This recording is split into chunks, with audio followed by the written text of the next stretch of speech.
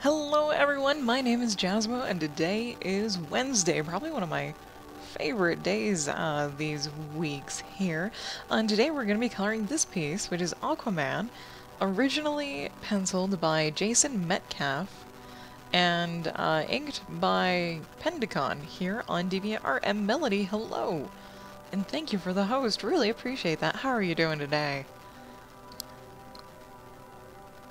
I'm actually going to mix these. There's some color corrections that I would like to do with this piece. I did flat this on my own this time, but yeah, I really want to kind of punch up the saturation just a tiny bit. Just a tiny bit. Maybe not so dark. Make sure we have a good old blue here. Kind of. Probably better from top down. Alright, you're doing wonderful, awesome! Good that you got rid of a headache. And you got great news from the hubby yesterday. Oh, awesome. Do share if you can. Or if you want to. While I sit here and adjust some colors. Some things and some colors. I honestly think this might be his neck. It's been a while since I flatted this.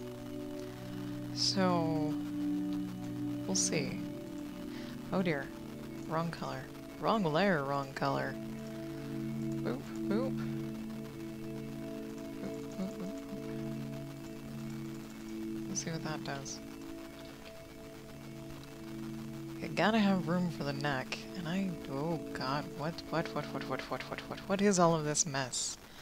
How dare I miss all of this? Oh, what is going on here? What?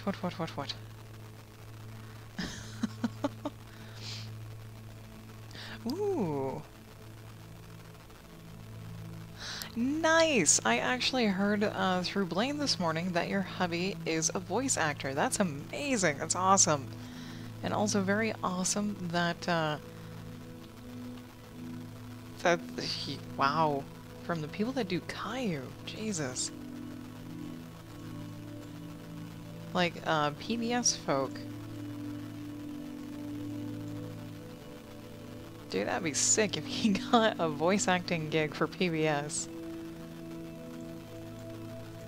I was awful on flatting this. Oh! All the mistakes. All the gaps. Mind the gap. I'm thinking of making a shirt that says mind the gap. And Xenon, hello! How are you doing? Hope you're having a good day today. I'm kind of glad you can't see my face right now. I'm a little bit disgusted with how bad I flatted this. Oh. Just a little bit. Okay. What orange is this? It's not the orange I want, that's for damn sure.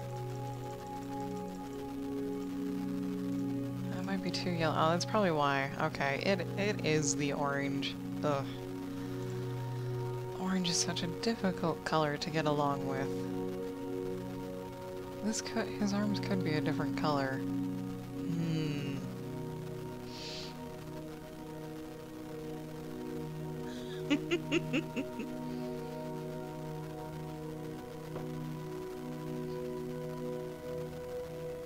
Oh, that's a good idea, Melody. Very good idea. I'm gonna be... Let's try stuff. I've got the original flats already hidden away. That's the wrong area to try that. Ugh! I did not... Oh, itch. Did not think I would be editing these. I thought I was just gonna hop in and go. Ah. It's on me for not looking at it today, because underwater things are my bane. As much as I love underwater things, coloring them is a pain in the butt. Indeed, indeed. Or that could be another stream. Yeah, shirt design. We can go on Mondays. Mondays I tend to do just original things. Or things that I've commissioned. Oh, that's out there. Get out there. Huh. Gonna have to do the other arm to see if that will work, because I really like the color differentiation, yes. Although we might not stick with the green, which is fine, even though it's iconic for Aquaman. Green pants, orange shirt, go. Doot, doot. Probably want to change the color of those before I do anything, and I don't know to what. So we'll just kinda, we'll do that. We'll do that for now. Because I don't know what those are. Looks okay. So, one Monday will be for your stream pet? Yes, indeed. Indeed, indeed, yeah. Mondays are gonna be like, people commissioning me to make something, things that I've commissioned people to make for me, original art, things like that. Just kind of a willy-nilly thing. It's very bright in here, even though it was a lovely overcast day, and now the clouds are kind of showing through. Be gone, light. Oh, there we go, just a tad. God, I don't like any of this. Well, then we'll change it.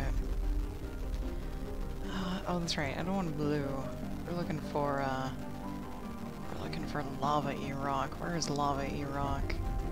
Lava-y rock's kind of on the reddish-brownish side. Probably a lot lighter. There we go. There we go. Alright.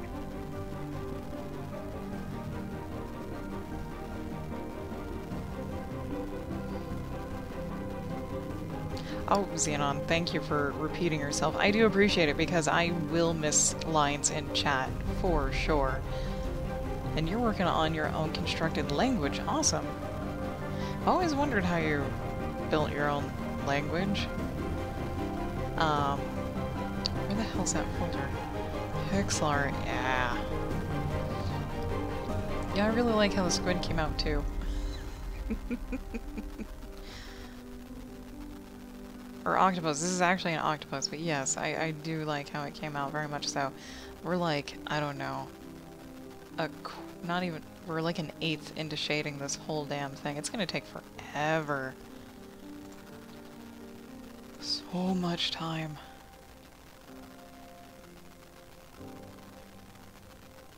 I seriously want to change the hell out of these colors. They're just...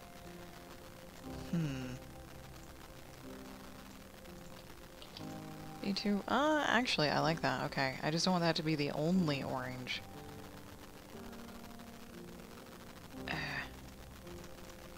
Nope. I do like the separate arms. Woe is the person who cannot decide on colors. There's a lot going on here. The orange, the green, the yellow. Yeah, from here to around there, that's quite the range. And then I want to pop in blue for shadows? That doesn't seem like it would work.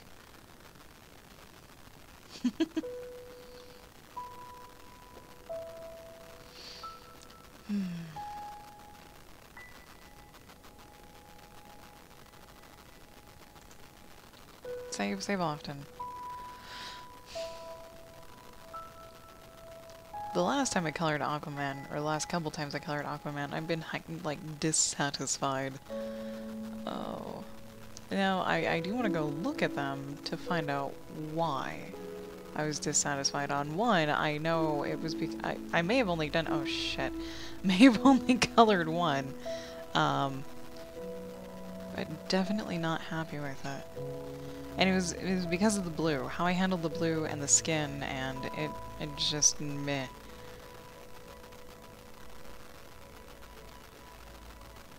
Dude!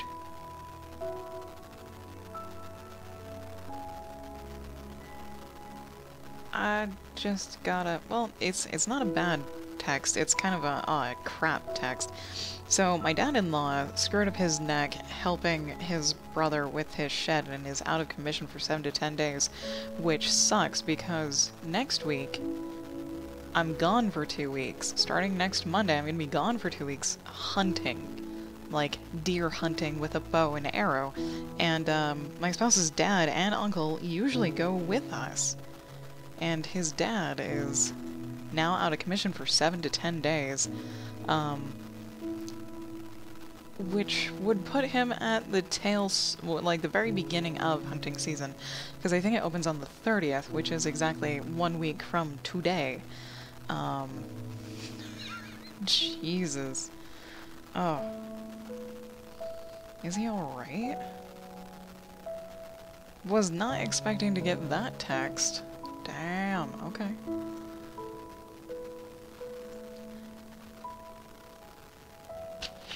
Now we just need to kind of reconfigure ourselves, because we were going to get together today and make a grocery list for all 3 of our groups.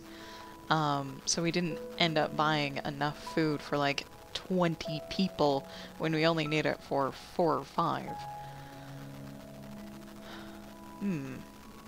Oh yeah, Jim's dad, he's the one that actually got us into hunting, like, yeah. Because we all bow hunt together, and we've done it for like 3 years in a row, and today, I think. Was last year the 3rd year? I think last year might have been the 2nd. I think it was the 2nd, and this year's the 3rd. Yeah. Oh, I'm sure he'll be fine. I'm sure his brother feels awful.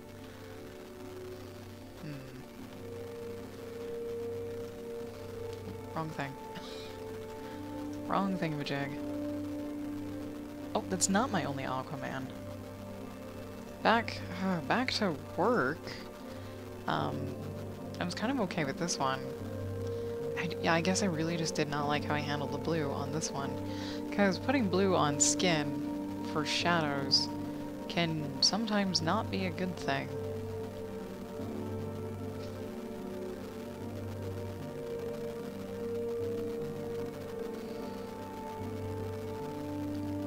Oh, Jesus, alright. He's okay.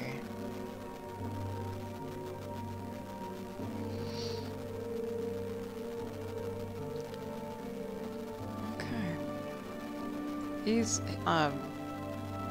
dad-in-law's already been a chiropractor, got a neck brace, got muscle relaxers. How did I do this one? I think I just shaded it normally. That hair, yeah, it's normal colors.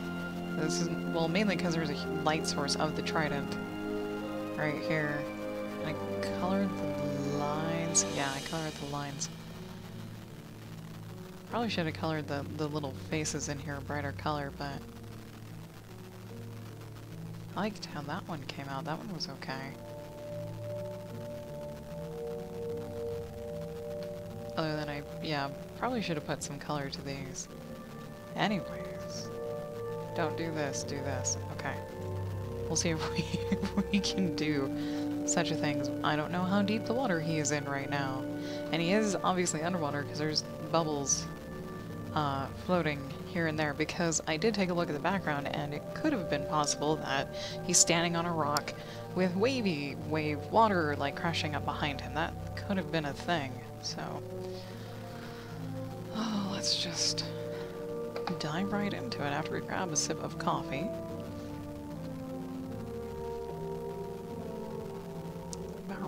Okay. You say hunting trip a no-go next week. Okay.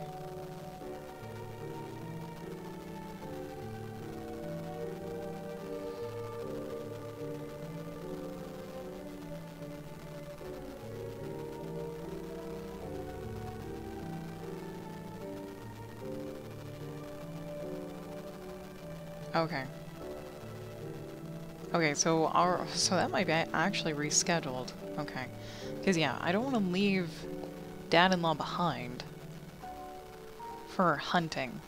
Or, like, try to go hunting right when he's gonna get out of his brace or whatever. That would suck. Because you need, like, an extra few weeks after you think you're all better to actually get all better. when it comes to physical injuries. At least for me it does.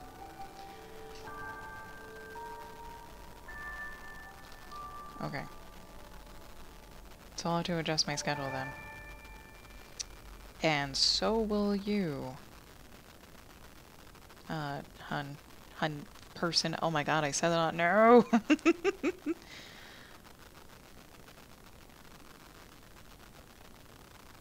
Okay, Jim's already scheduled his 2 weeks off for the hunting trip, so now he'll either have to reschedule or will take 2 weeks off anyways. Yeah, definitely let him heal and go as a family, because I was thinking at the very least he could at least, like, go camping with us, but he would still be left out of hunting, because he does have his own license, his own bow. Like, he's only in his 50s. He's only in his very early 50s, so he can very much still hunt just like any other normal person, and he wants to. So, I definitely don't want to leave him out, and apparently it's already been figured out and taken care of. It's like, we're not going to leave him out, we're going to reschedule so we can all go together. Which is nice.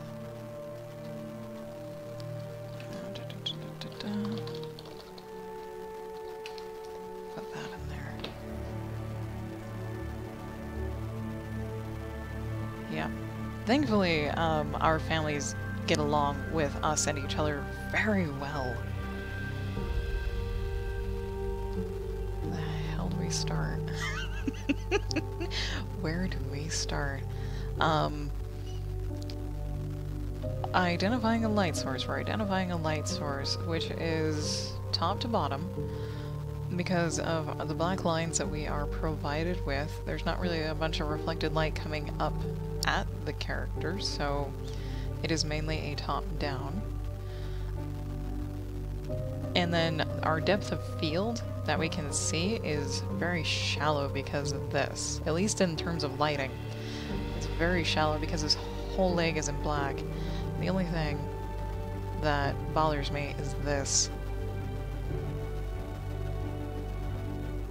Like, it looks like it should be a foot is there, but it's entirely blacked out. So it could be rock. Okay.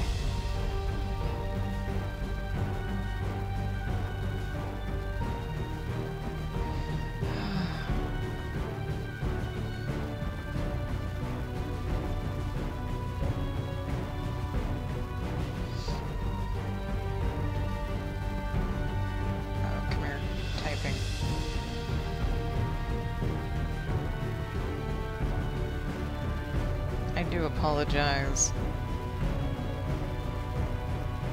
for the interruptions. This is kind of a big deal, is because it's a whole bunch of rescheduling going on like right now on the fly. We totally have the direction of our light source. It's from the upper left, which is my favorite. But we still have light coming down here.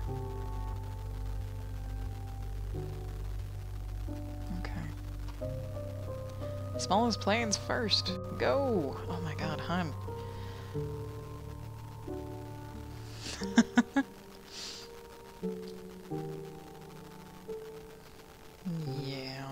Yeah, it would.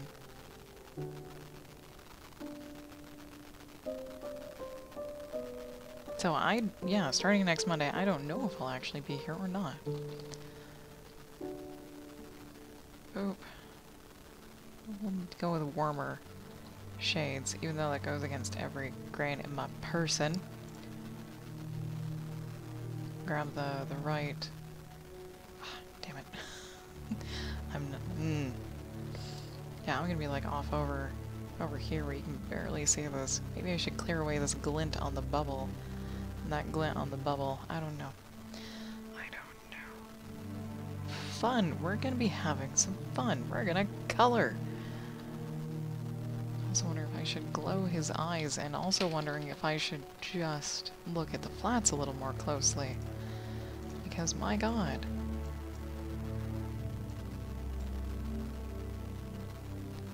For realsies.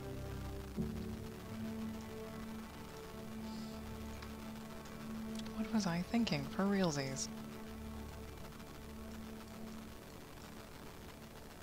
probably that a few pixels wouldn't make a difference, and then I always second guess myself, freak out, and fix it anyways. Which is fine. Just takes a little more time is all. There we go. Ah. Good posture. Color select eyes. Grab our little dude. And start shading with the right color and not with the wrong tool. There we go. Very thin eyes to work with here. The superhero white eyes going on too. Oop. Sure.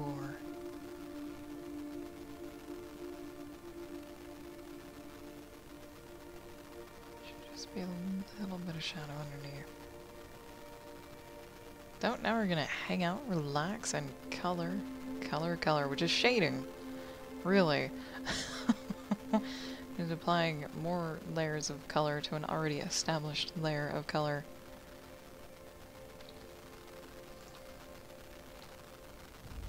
We have some depth. It's probably going to be hair, then face, then everything else. I don't know how long this is going to take, honestly. I was going to stop early today because we were going to go plan our groceries, but now that might not be the case. Oh god, now I have to double check. Oof. Oof. Interruptions. Oh god, I can spell.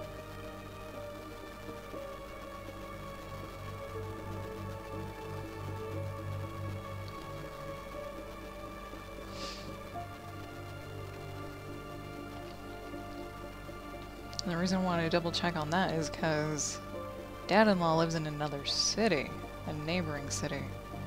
Yeah, okay. Though we would probably still visit to see, just to see what state he's in. Okay. Goodness me. We're gonna shade Arthur's face.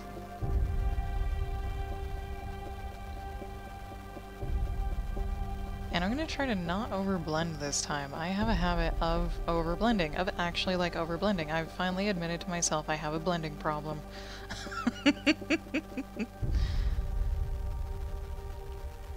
Yeah, some silver lining is you get me for an extra 30 minutes today.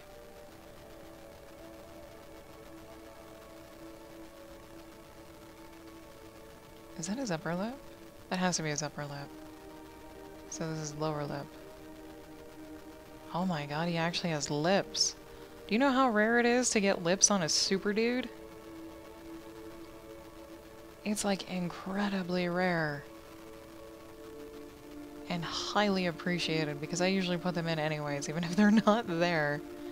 Oh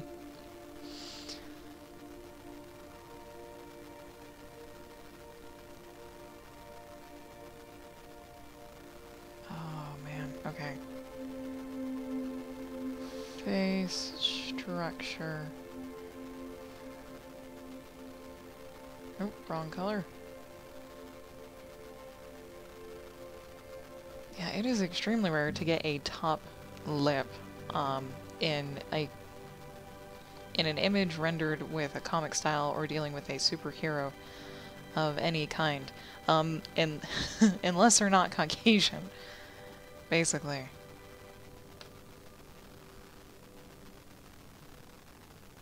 But even then, it's very rare to actually get lips drawn in by the original artist.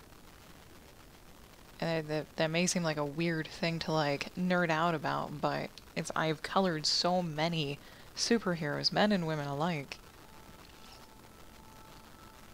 from several different people as I just drip coffee all over. My bad. It's actually kind of a treat to find someone who did it. Who put in the lip, the upper lip, the elusive male upper lip.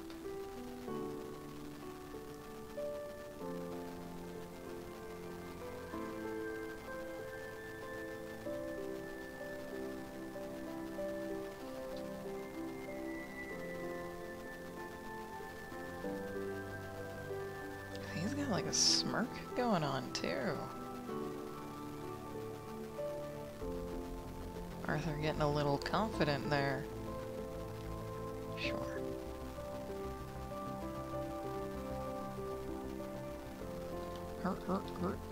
There we go. Just making some general light and dark passes to get some shapes going on to find that face. To find that face buried in there. So I'm actually going to try to not blend at all. And by blend, I mean use a smudge brush and smudge things together. I'm just going to use my paintbrush and my eraser to do the blending, I suppose, for me. It's got very gaunt cheeks. Okay, and his eyes are outlined in black, so I can't really do proper eye anatomy around that. But that's okay.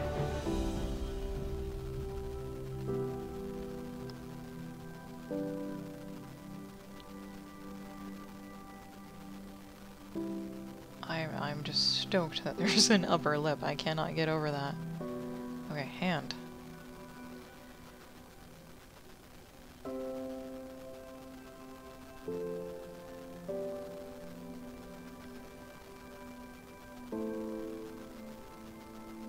Such a weird thing to get hung up on.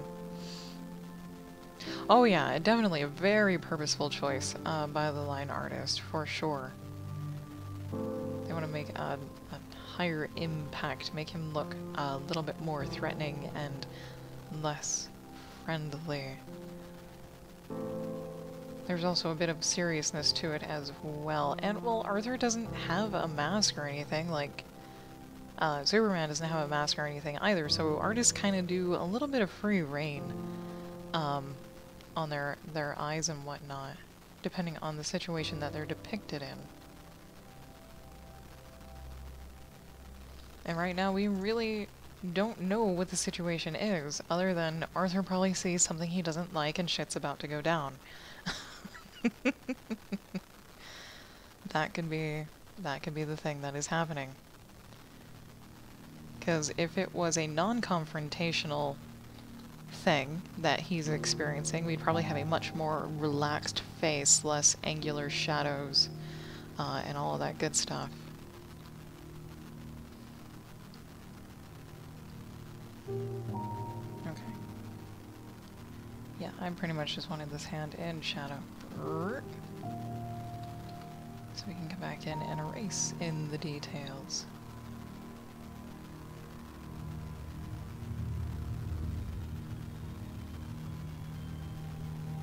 Oh man.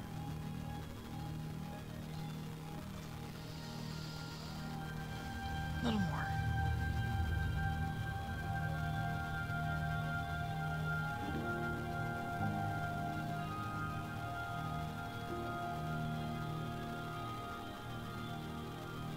Not a whole lot, just a little, because his hand is deeper down in the water than the other hand is. And if...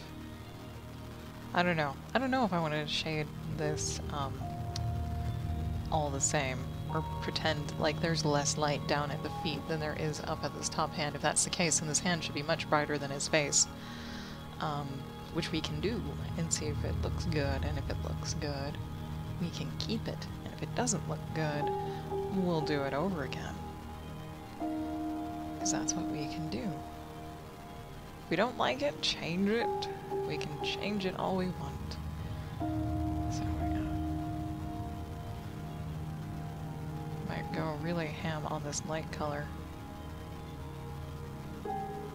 And leave out the darker color entirely to make his hand seem brighter.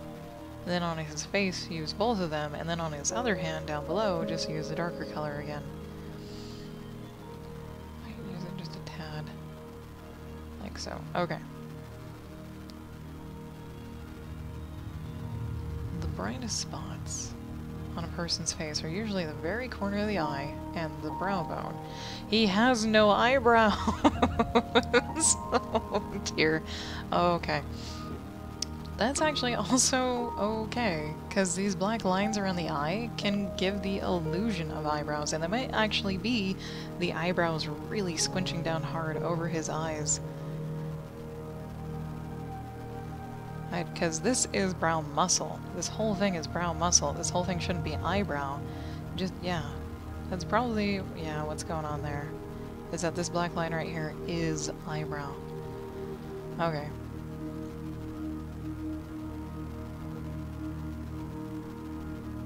We got some really warm colors going on here, Arthur.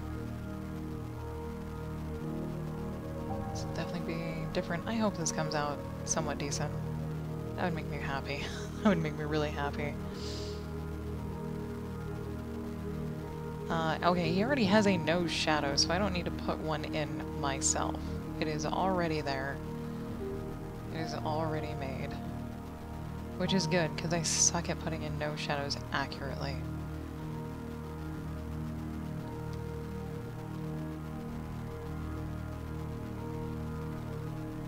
Let's actually put that right here. There we go.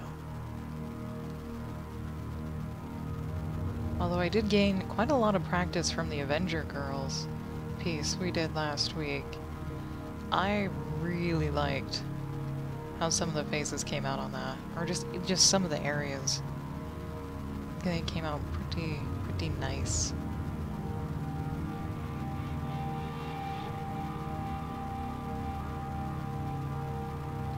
There we go. Oh, Jesus, my OBS scared the crap out of me.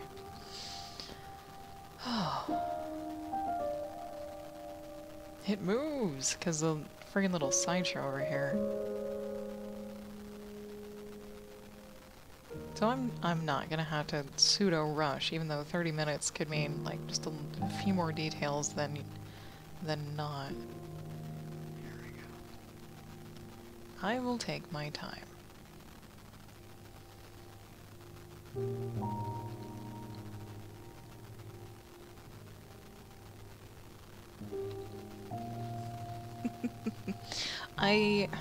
Recently, an artist whose lines I color on a somewhat regular basis recently made some lines that are political in nature. And I'm not sure if I actually want to color them or not, because I normally don't make political statements. Public political statements.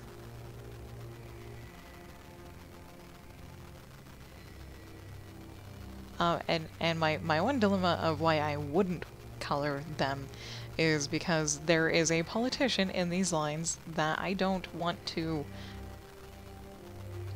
put effort into. Like, I do not believe that they deserve my effort to color their figure. I don't know if that's weird or highly arrogant or whatever, but I would totally color the other character in there because the whole set of lines is Black Panther punching this politician in the face. Which is a pretty strong political statement, but yeah, that's a dilemma I've never had before when it comes to something like that. Like, I've never have made a political statement with art, or even worked with someone to make a political statement with art. It is new and weird territory to think about, to consider, and if anyone has any thoughts on that, please feel free to share. Since it is something I have never encountered before, I do not know how to handle it. Kind of like how I bugged SM Rights about a particular situation, and he's like, nah man, you don't need to do anything, and I was like, okay. That's actually, for the given situation, that's actually a pretty good idea, and I will probably follow through with that. And I did.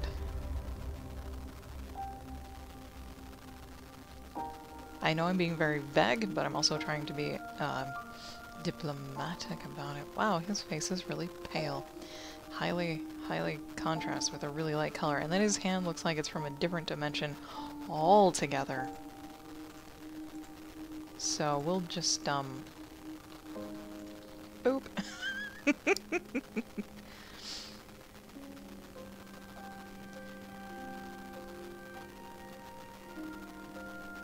This is true. I do realize it is a choice. And it's not like the artist asked me to color the lines. I just saw that they made the lines and I was like, I've colored their work before. I know I have permission to color their work. I can actually color this. But I don't want to color this particular person depicted in it. And I haven't let them, the artist, know either. The dilemma.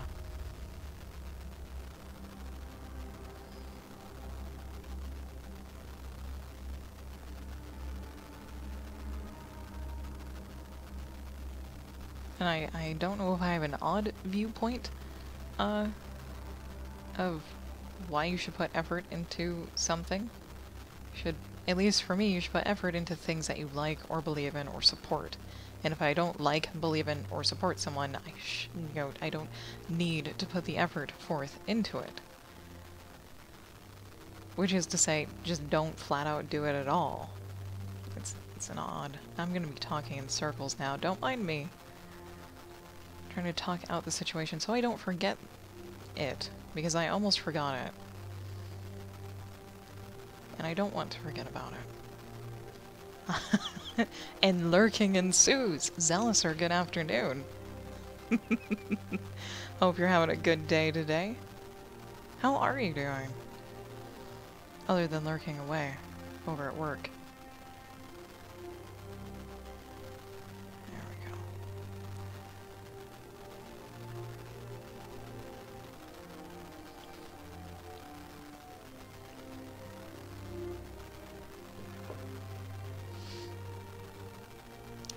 Ah, yes.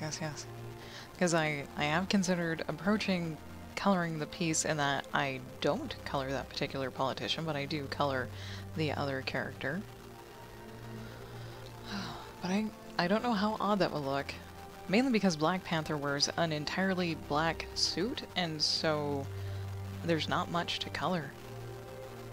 Surprise Jira ticket has been keeping you busy. Oh, Jira ticket, okay. And it's letting you clean up some good old crusty code. That's good. For a second there, I thought you were talking about, like, a Godzilla movie ticket. Oh, dear. Because a colleague of mine is totally into Godzilla. Sorry, I'm looking up this image just to, yeah. Yeah. Oh, there actually is quite a room to color Black Panther.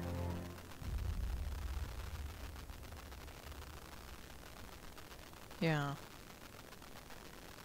I guess I can totally show you guys the image, but I can link to it instead. There, I'll link to it instead. It's a happy medium for me. Because not a whole bunch of people are in chat, which is fine. For those of you on YouTube, I apologize, I'm not showing the picture because I don't support this person. Politician.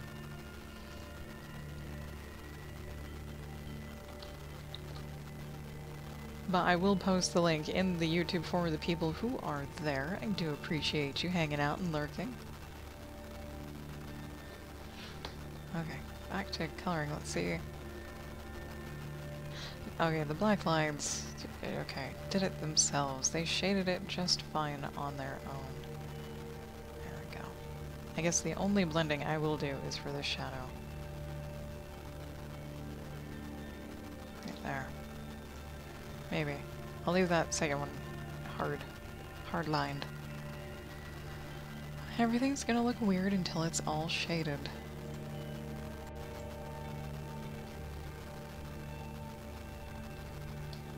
Oh, Melody, you just made an Instagram account. Nice.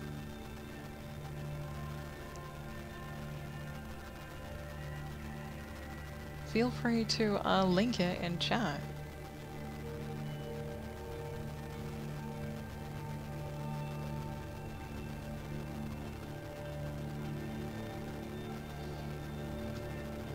These warm shadows go against everything I want to do with an underwater piece.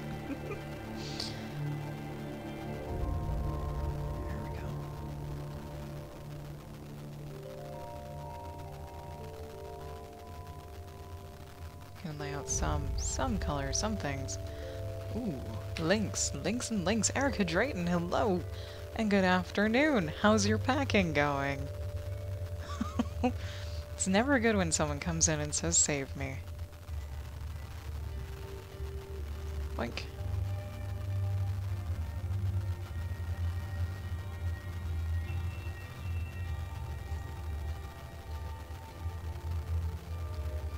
Where is Zalister's link? There's Zalister. Oh my god! It's... That's a bat ray. That is a bat ray. Oh, bat ray, they always look happy though. They always look happy. Look at this little dude.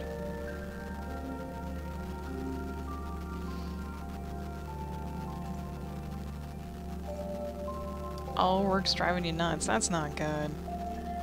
Come in, take your shoes off, grab a beverage, and come relax.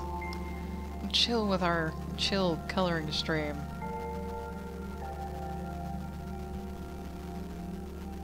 That's all we're good for here is chilling.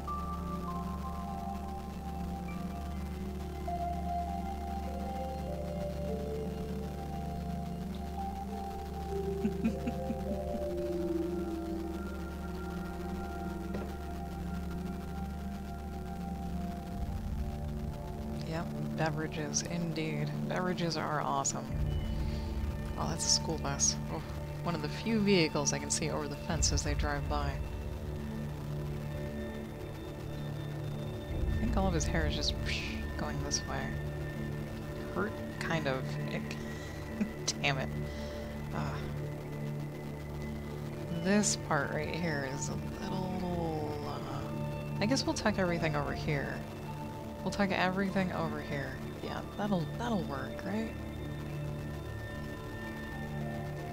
That'll do.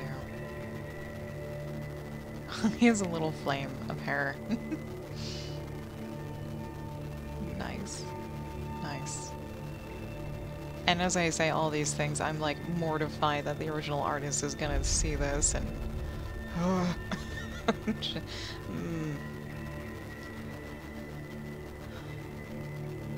I guess the only thing I will be blending is the hair. Because I likes to blend the hair. If it makes sense. When and if it makes sense. This is a really dark color.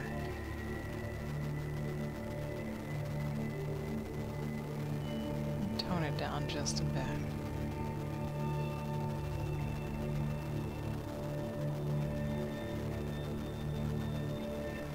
Tone down some of that light too, just a bit. Good God, what song am I listening to? Oh, Mojave. Okay, and it's almost over. Okey-doke. Save often. Oh, we're on the eraser. Yeah, that's actually fine. That should be super dark anyways.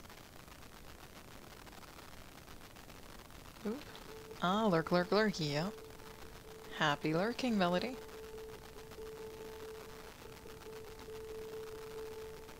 Well, we just figure out what life is here on Arthur's head.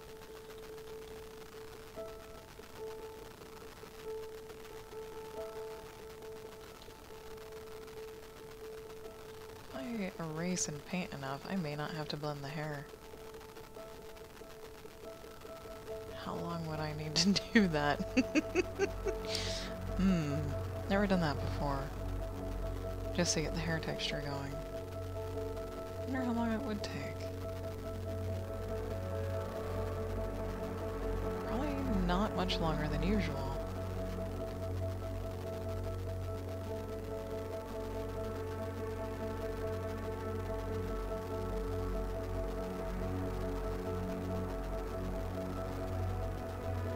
Having just some light on light texture.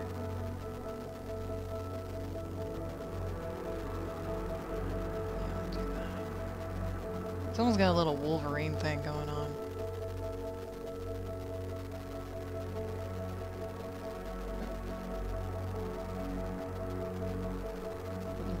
Okay. A little erasing. Let's see, is there anything anything interesting going on other than our hunting trip being moved. And a happy old bat ray getting reported by the news. Am I? Oh, okay. Oh, wrong color. Oh my god. I thought it was on the eraser. I was like, oh, that's a different color. That's a different color than what should be there. There we go.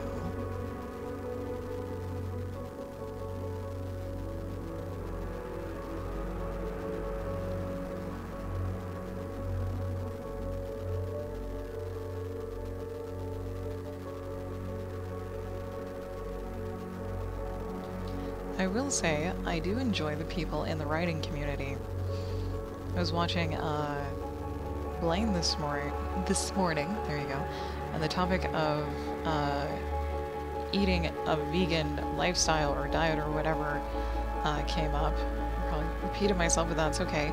And no one argued, and no one bashed anything. Even Blaine, though he's like, it doesn't have meat in it, he was still pretty courteous. And my god, I was highly impressed by the civility that went on. And it didn't get drug out either when it did come up. That was nice. I wholly expected there to just be a lot of rah between folks. Folks and myself, actually. But nah, it's like, it was talked about, and then it was done being talked about, and it was move on. I'm not used to people being so civil, I suppose. Then again, writers know words. They know how to use their words a little bit more effectively. Or they at least know how to think before they type their words a little more effectively than others might. Cough, cough, Twitter, cough.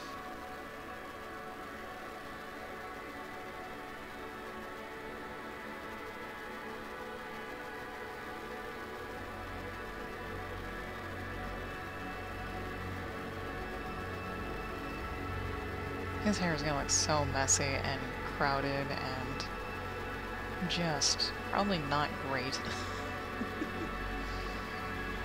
And these are the only first two colors. Oh no, it's...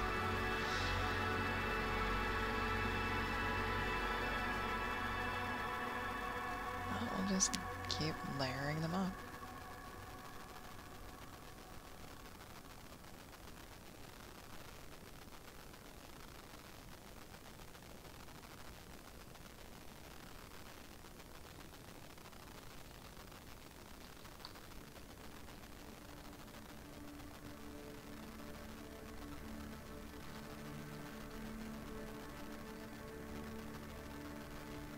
How light can I go? Oh, fairly lighter.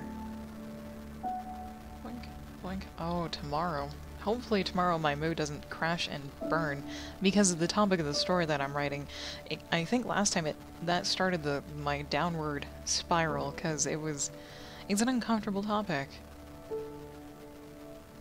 Topics. There's like a whole bunch rolled into one. And I was at first totally having the whole scenario be a lot lighter than it probably actually would be. And when I kind of pushed it a little bit farther down into the direction I hadn't considered pushing it, I started to feel really bad. That is a curse of empathy. Like, so future writing products, I may actually stay away from those particular negative topics. Even if it would be within context of the whole story itself. Now, I know that's limiting myself to a whole bunch of possibilities, but it will also give me time to explore those topics a little bit more before actually committing to writing them. And hopefully explore them in a nice, safe, healthy environment. Or at least, get more insight into it so I can understand them better so I don't feel as awful if I do write about them again. And that is my break time. If you're curious to know what those topics are, stay tuned. I'm going to get up, stretch, and I will meet you back here in about 3 minutes.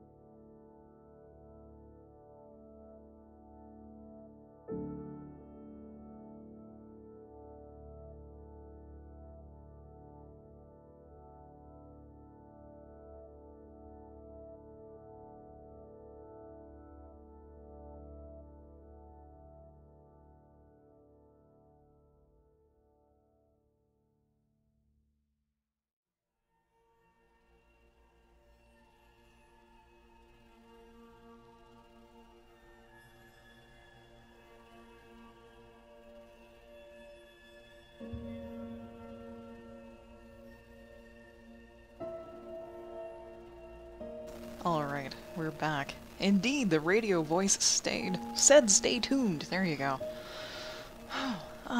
Ooh. I did actually run around the house a little bit, so a little out of breath. Yes, I do have several more story ideas once I'm done with my current one.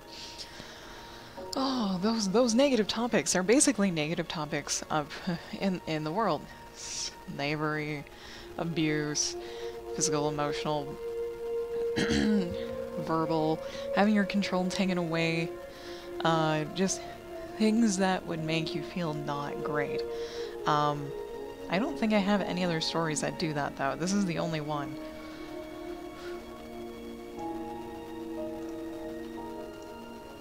That's the only one. So, other stories I have, one's about a hummingbird doing its, taking its first migration, going on its first migration, because hummingbirds do migrate, believe it or not, just like a lot of birds do. There's Hope, which is actually a comic.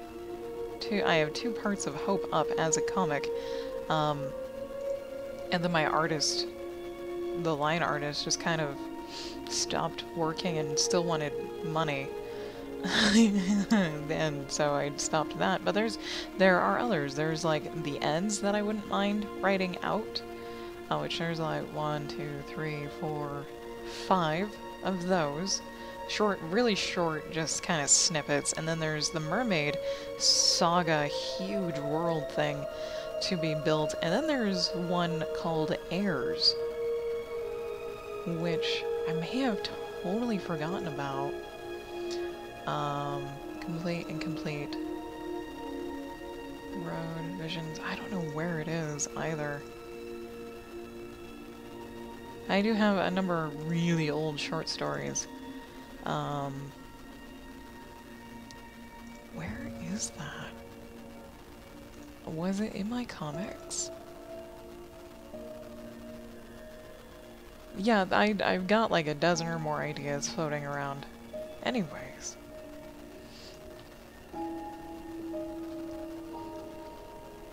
Yep, I booped you on Instagram.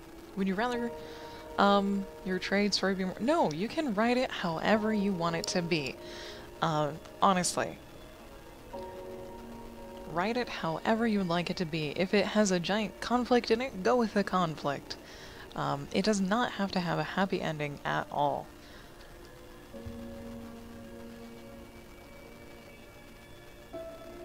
It's like, I'm okay with reading about these topics because I didn't have to dive into a person's psyche and soul to figure out how they would react to those negative things. Because like when you kind of need to put yourself in your character's shoes to figure out how they would react to something, and when it's a bad something, for me, I feel it pretty deeply. And that can take a toll on you. At least it can definitely take a toll on me. That's why it's taken me a long-ass time to write, like, the ending to a fan fiction that I've been writing for, like, a dozen years. Because the ending chapter, the ending book, the closure for everything, well, it did not start out great, but it... in a good mindset, but it will end in a better mindset. It's just getting over that hump of tragedy that has been super difficult.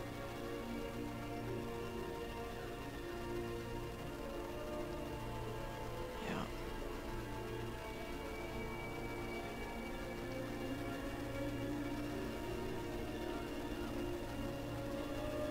That sounds awesome, Melody. That actually that actually sounds appealing to me. Oh man.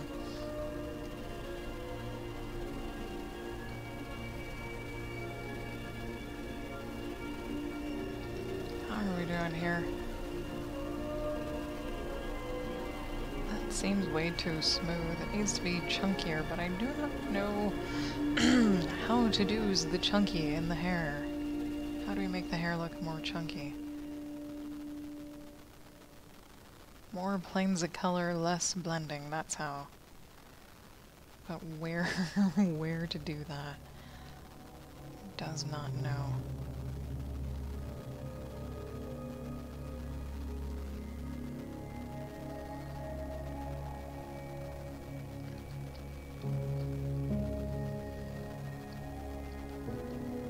I just need to be a little more stark with my colors, and Crow, stop scaring the crap out of me. Oh. I could probably do an animal study on, like, one of the 3 crows that basically own the neighborhood. Little buggers. Thankfully, they're not a nuisance or even annoying. Just that I have a nice big old picture window off to the side over here, and movement scares the shit out of me. Especially when I'm so focused on what I'm doing.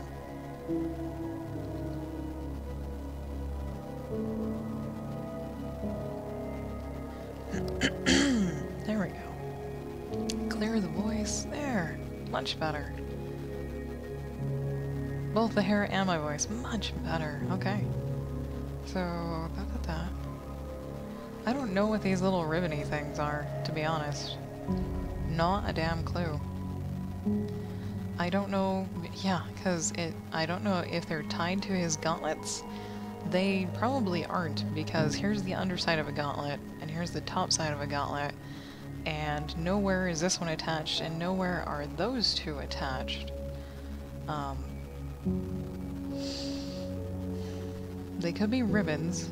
they're not tied around anything. There's not even indication that they're tied separately in different places.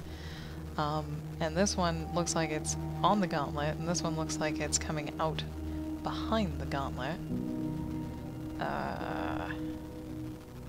How does we do? I don't know. Oh, I could put some blue over here.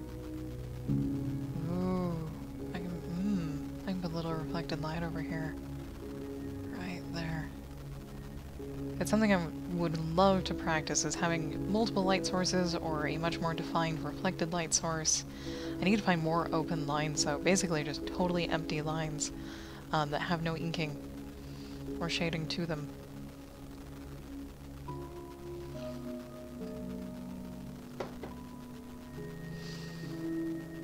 Because those little doodads are definitely the next smallest color plane.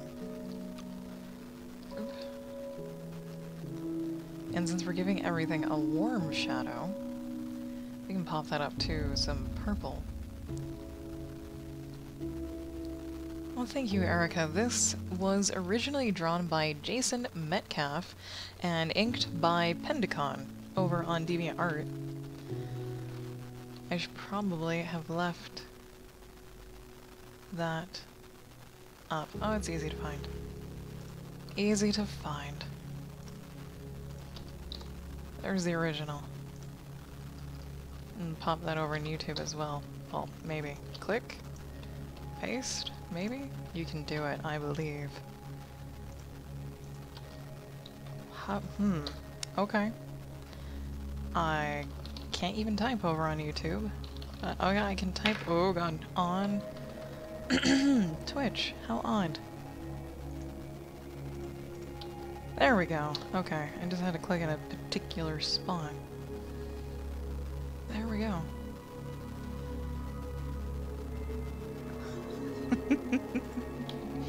Anyone can draw.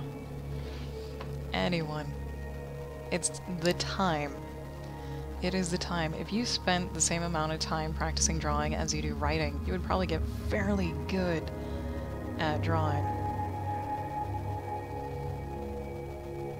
Because that's the only reason I can color halfway decently, is I've spent years learning in EverX.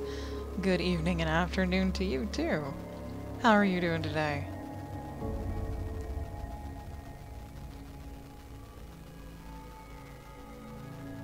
Good to see you over there on YouTube.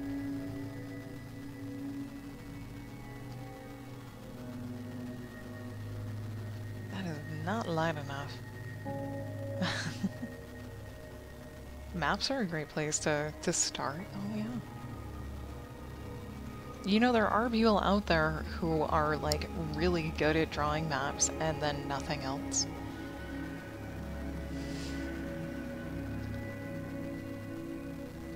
Or they are really good at doing A, but they don't really do anything else.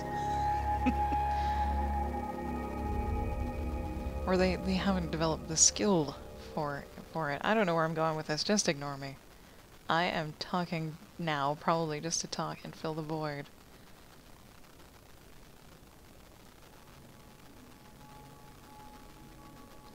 Wrong color, there we go. There we go.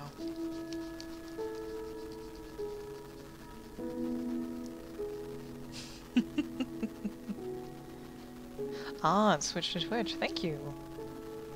Yeah, the YouTube chat was being on for me too. I could not post for whatever reason until I clicked around a bit. Weird. I deeply, deeply wish I did not need to go through YouTube to stream to watch me work. That would be absolutely wonderful, because I'm not a huge fan of YouTube. I think that'll do. Save often.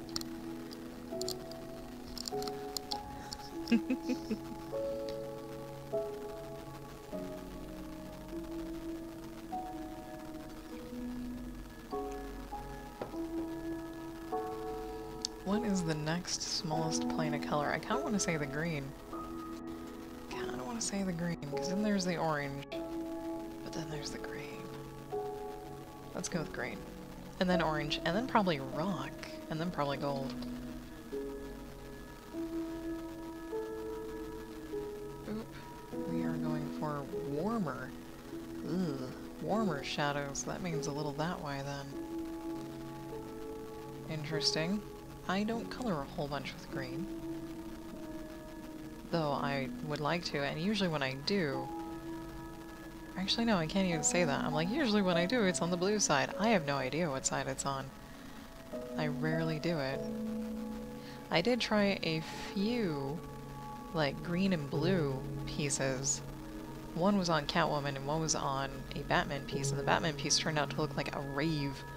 Just a flat-out rave piece. The colors were so neon. So neon.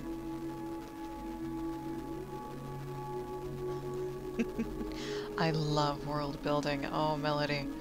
You have no idea. World building is amazing. If you ever need a hand, hit me up.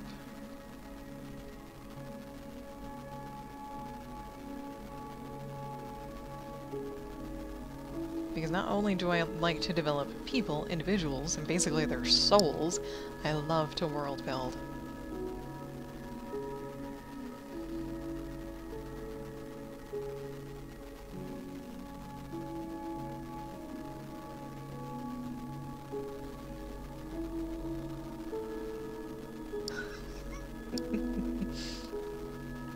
Sorry, just had a thought. It's like, you don't need to be a vampire and take people's souls. You can be a writer and make them. You can make your own. And you will forever have sustenance. No. Oh man.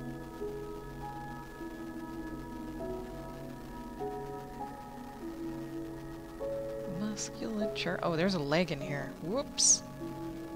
Totally forgot. Just about totally forgot that there's a leg in here.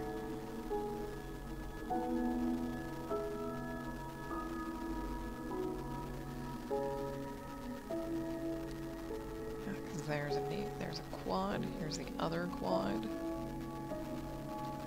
There, sorry, I have one little quip to complain about with Injustice 2, and that is Arthur's pants.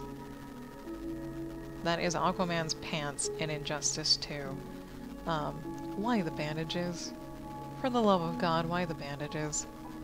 That just looks weird and very not kingly at all.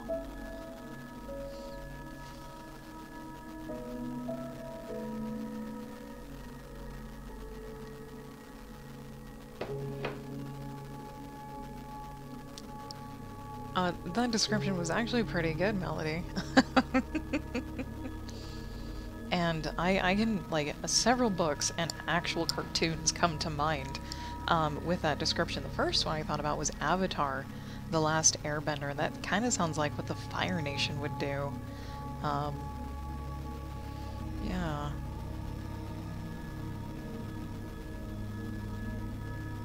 There we go. Oh. So lovely. Might start using warmer shades for colors.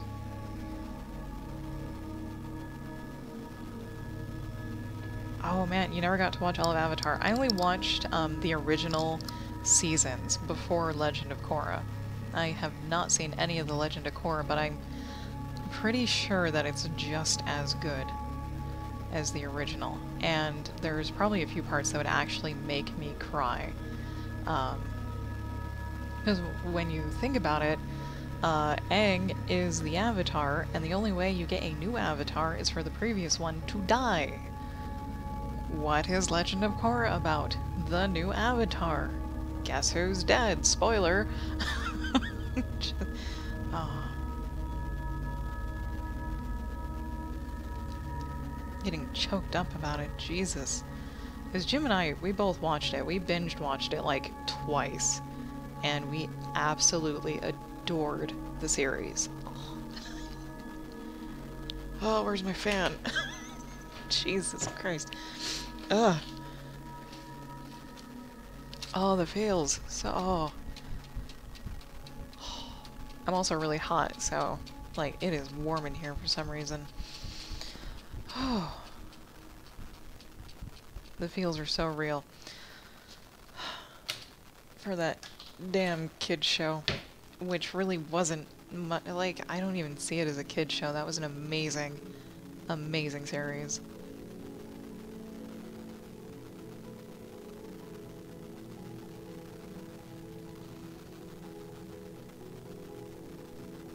Yeah.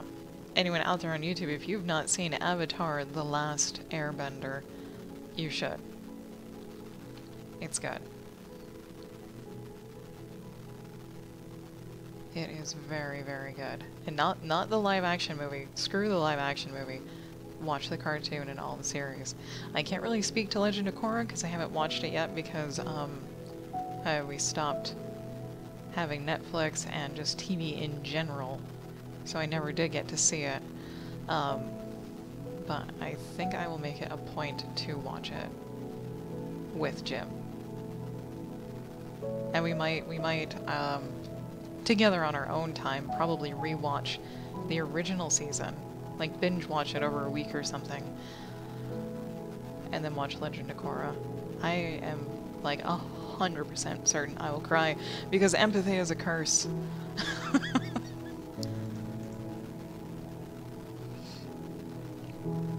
Oh, Zalazar, you saw it.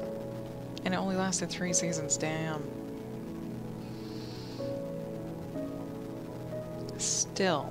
Still, if it had, like, a nice closure at the end of those 3 seasons, or it had a nice segue into future different stories, that would also be amazing.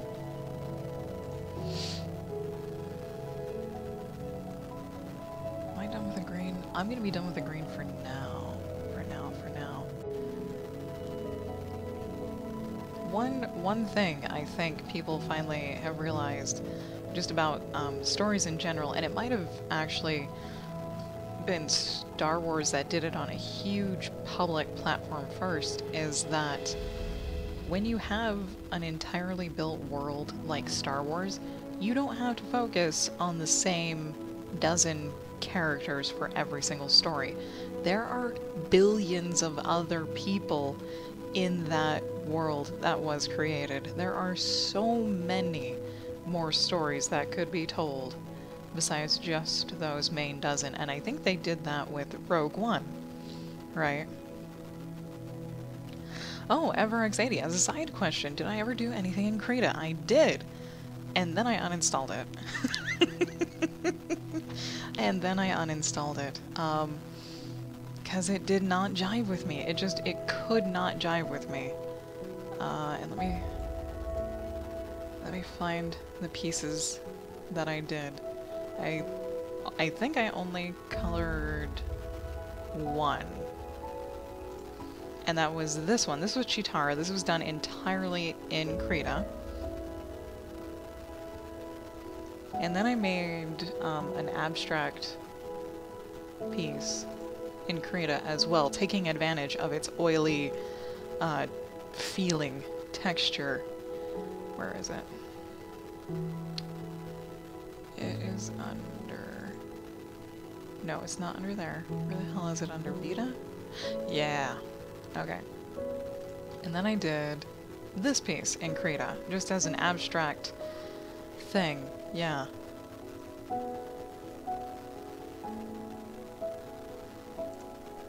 So, like, I could not quite color this piece the way that I wanted to, but it still came out good. I think it came out pretty decent, but I just could not dive into it properly.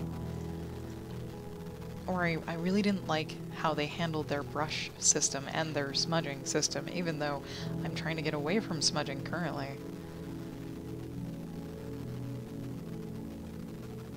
Nothing against Krita itself. It definitely is a very useful and very different program to use.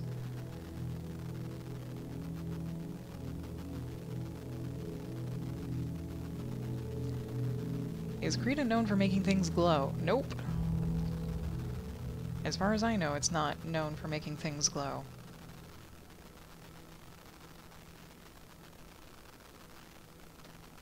On the Chitara piece, I literally wanted to do Lisa Frank style coloring. And if anyone does not know who Lisa Frank is, she was highly popular in the 90s due to her colors and whatnot. Like, very bright, very rainbowy. I had folders for school by Lisa Frank, and like I love that she did tigers and dolphins, because those are the things that I absolutely loved as a kid, is tigers and aquatic things, and it was amazing. And so here's some of my inspiration for colors. Yeah, is Lisa Frank. I don't do it very often to pieces, make them all rainbowy, super bright, but when I do, they get franked. They get franked. Where's the stock? That one was another Lisa Frank. There she is. There she is. Just, I really like these colors regardless. This yellow, orange, pink, purple combination. Absolutely adore it. And I absolutely adore just using purple to shade with in general. This piece is huge. But, like, zoom into Logan's face here. It's all purple. It's all purple and pink. And I love using that combination. Which is not the combination I'm using today on Arthur. Although I probably could. It would just look really weird. That would be a fun thing to do, is go back and Lisa Frank some of the things that I've colored in the past. I've actually have done some recolors of things that I've done. Oh god, where's the wavy hair? Here's this wavy hair. This is my first attempt at coloring this piece. And then this year, I believe, if I can get back to it. W, there we go. This year, I think it was this year, I recolored it to this.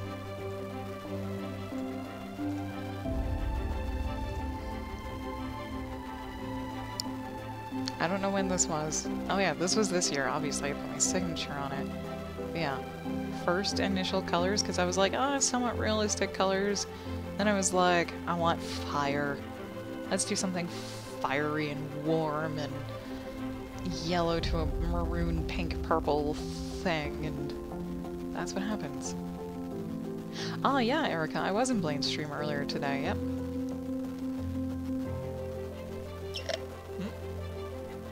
Coffee. Coffee through a straw, delicious. Blaine, I think, ended up doing dramatic reading for most of the time. Oh, no. He did a custom story for the person from yesterday that started with the sentence, like, the rat was dead, or something like that. I was up and about my office a whole bunch, so I didn't get to hear everything.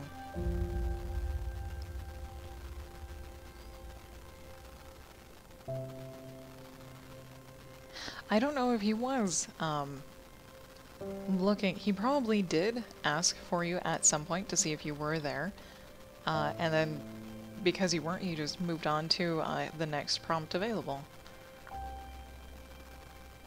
Because I was wondering where you were. I did not mention anything. Wrong color. Oh dear. There we go.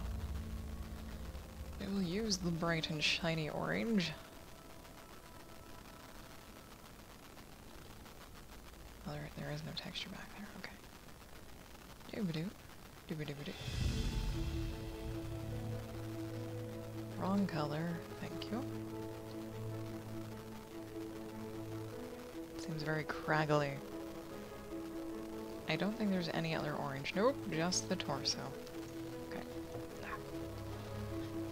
adjust. There we go. There we go. I'm sure Blaine understands when people don't show up or forget to show up, because he's got like a load, like a whole backlog of stuff, and I am toasty as hell. Jeez.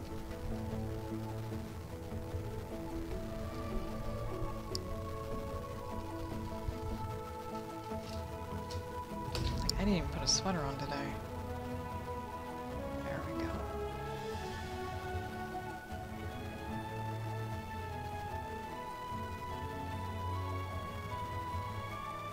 Yeah. Because I've noticed he likes to keep the ball rolling, no matter what. So he always has a backup plan. He'll probably show up in about 40 minutes or so. He usually pops in, I think, right before he goes to bed.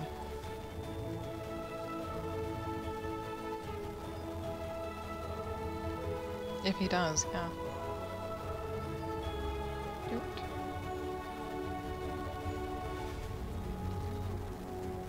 Okay, a little darker. A little more red. A little lighter, and probably I'm gonna, yeah, knock it up into the yellow just a touch. Just a touch.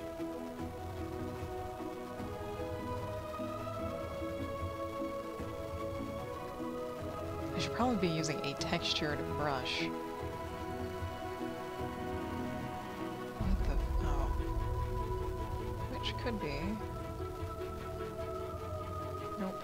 Ah. My snow brush. I don't think it's craggly enough for this, honestly. It needs to be way more jagged and edgy and... nah. Well... nope, I'm gonna have to hand paint it. That's okay. That's okay. If I want any detail, we'll definitely have to hand paint it on here. It can be done, because it's fairly simple. If we stay in the lines a little.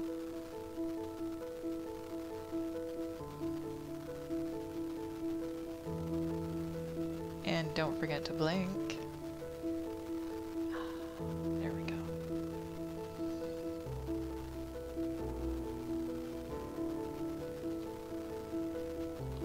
Or, yeah, there we go. Nice, soothing, relaxing colors. I'm actually really liking the warmth. The warmthiness instead of the blues, because the blue, if I put blue on Arthur's face, he'd probably look dead or undead. There's definitely a time and a place to put blue, and it's not on everything, as much as I want that to be true. I'd love for that particular fact to be true all the time. No, it's not a fact.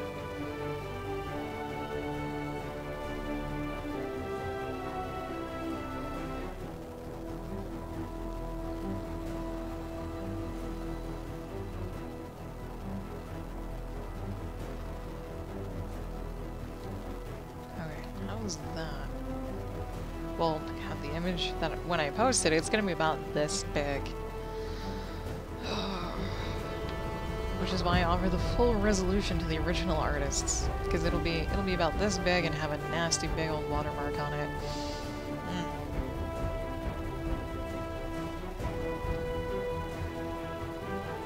Unless you're a patron on Patreon. Ha! Oh my god, I found a segue to actually advertise that. Wow, I do actually have a Patreon, and patrons do get access to like the full resolution size of these pieces. And I think for like the $2 tier and over, and yeah, I only have 3 tiers: $1, $2, $5. $5 patrons, I have no idea what they get. I don't advertise myself. But if you want to support me, since you, Twitch, I'm not affiliated with Twitch, I don't have a partner on Twitch. If you want a different way to support me, for even just $1 a month, you can over on Patreon. If it will open. Wow. Okay. I was totally expecting it to work, and then it just does not. What the hell? How about just Patreon in general? Nope. Patreon is currently down, so never mind that I said a damn thing. Oh, God. Yep. But if you do decide to go over to Patreon, and it happens to be working, the funds that I receive from it go into savings so I can buy myself a comfy chair. And eventually, better mic, better headset, eventually, new tablet.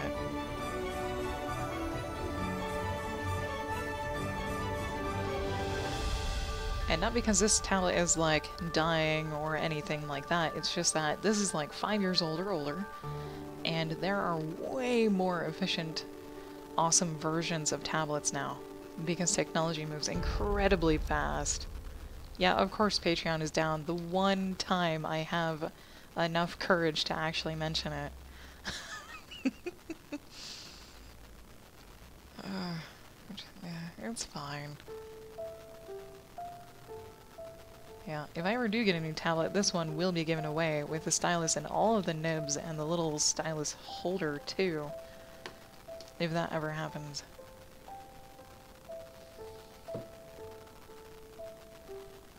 Because that's what I did with my last tablet. I had a little tiny bamboo tablet and it was still in really good shape.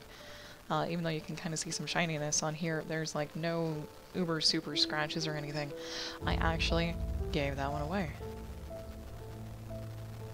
With a dryer CD and everything. I don't know if it gets much use by the person who received it, but yeah. There's no reason to keep 2 tablets around.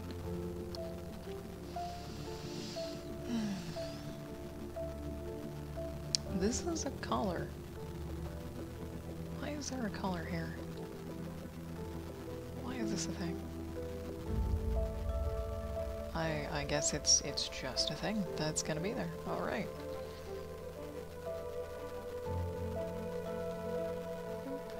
Boop. This is gonna bother the shit out of me until this is up again. It just is. Yeah, okay. Hopes and dreams dashed. No, not really.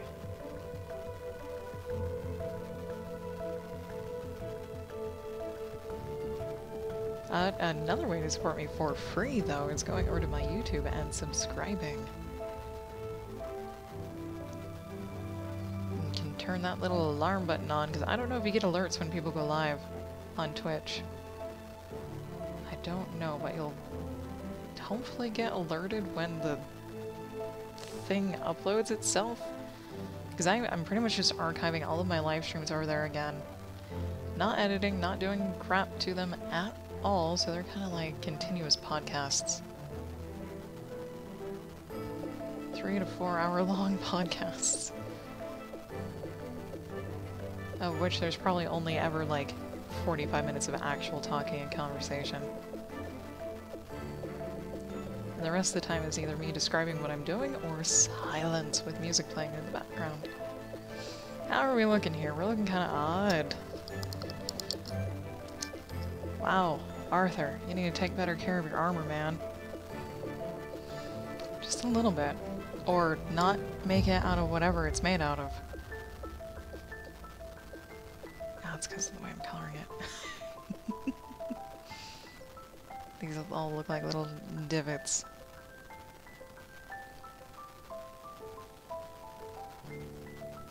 Yep, that's one reason why I am so happy I got the license to Curtis's music. It's good music. Like, I can listen to it every day, 4 hours a day. Literally, the number 4 hours a day during my stream and be totally fine with it.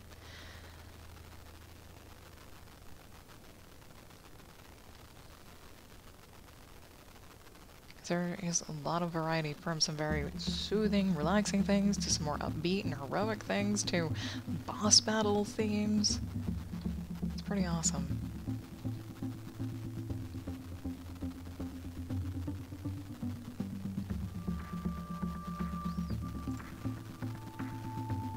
There we go.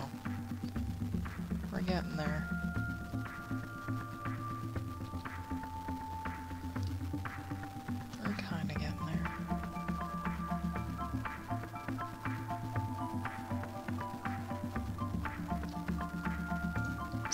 wondering why there's a color, though, on just the one side.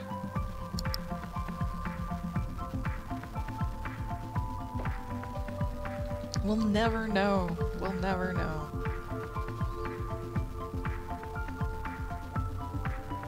Kind of wish I was a little bit more...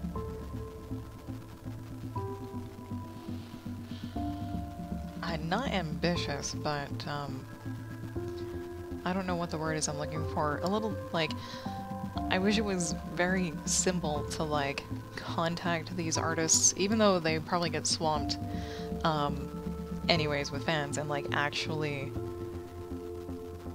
I don't know, converse with them? Not, like, get my foot in the door with them so I can lead myself up and up the ladder. Nah, man, I just want to be like, hey, why is this here?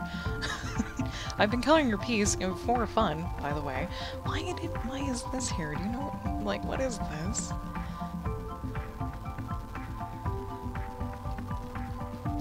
And other things, like, you did a really good composition on this. This is awesome. I really enjoyed coloring it. Thank you for putting it out there. And hope to God they don't go, oh my god, you colored my work, what were you doing? Because I did get permission from Pendicon to color their works. Let me double check that. But I did not ask Jason. Yeah, there's Pendicon on the OK list. I did not ask Jason. Which I should have. Ooh, my bad.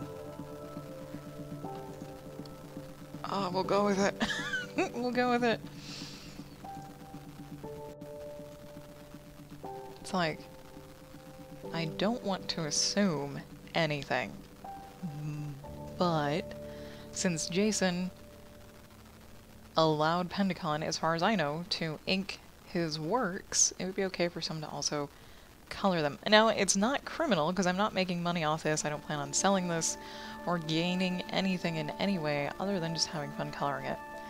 So there.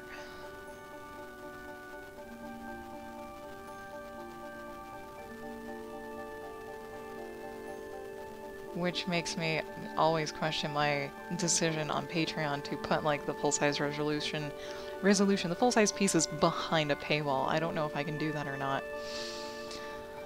Oh dear. Deary, deary me. I probably can't. Shoot. Yeah, totally forget what I said about Patreon and whatnot. It's gonna go away. Oh god.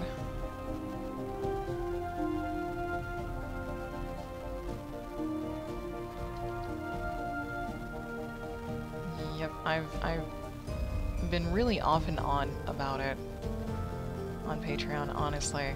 It's like, can I do this? I don't know, because oh my god, I've never actually asked any other artists. Wow, let me expose I am a monster.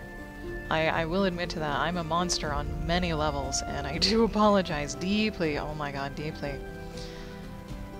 Oh hey, there's a boot there. Hello, boot. Yep.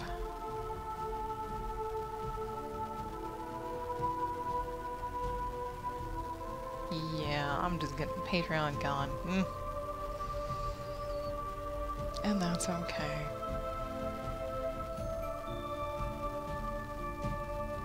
I'll save the folks there.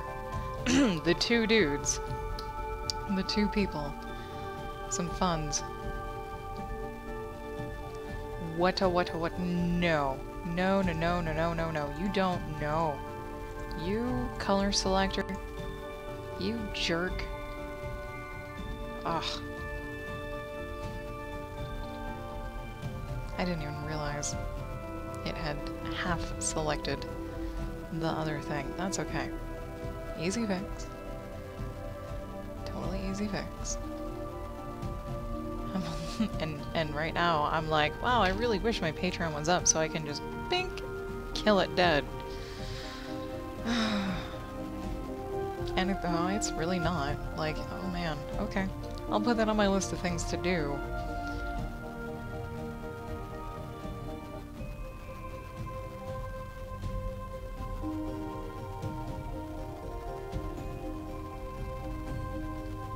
because like 90% of the things that I do are not originally my own. The joys of being a colorist.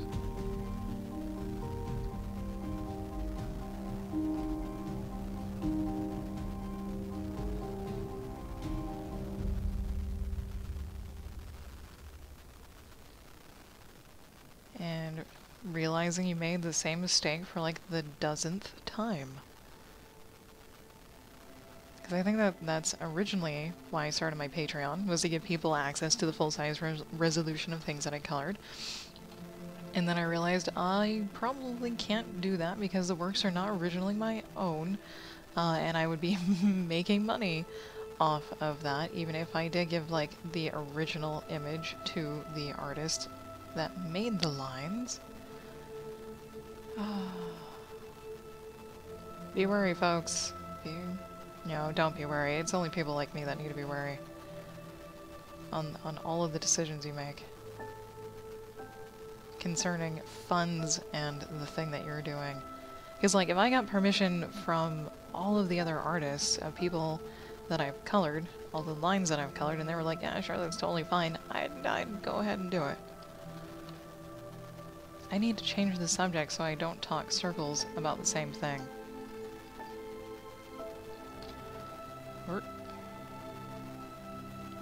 Other than I added a new tag to my Twitch thingamajig thing, which is how to.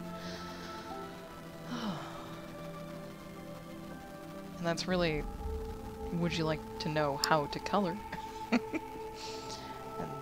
yep, and anything else I can shed light on, which probably isn't very much. I don't know, I think I'll just stick to having fun and not trying to sell other things. Oh, Melody, you broke a nail. Oh, noes. I hope you have the ever popular fingernail clippers at hand. I never leave anywhere without them.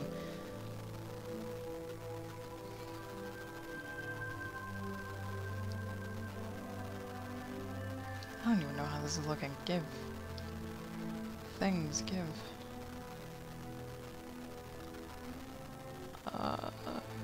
It's gonna look weird for a little while. Oh noes. Find someone who does. That would be my first inclination.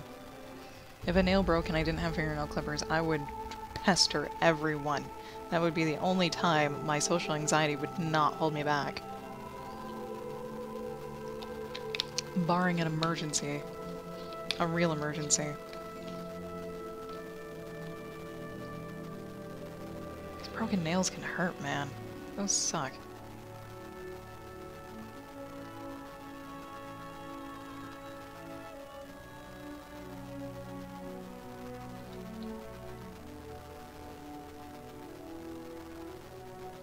Oh no!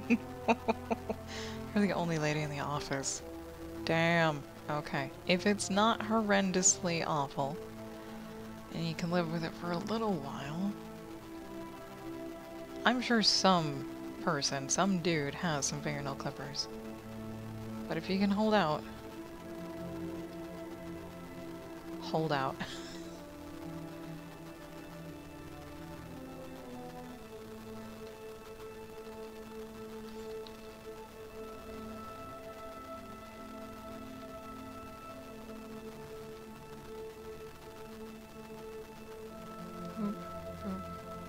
There we go. Damn, Erica, where do you work? For one dude for every 20 women. That'd be highly unusual unless it was like a school. Or culinary stuff. Or nurse's office.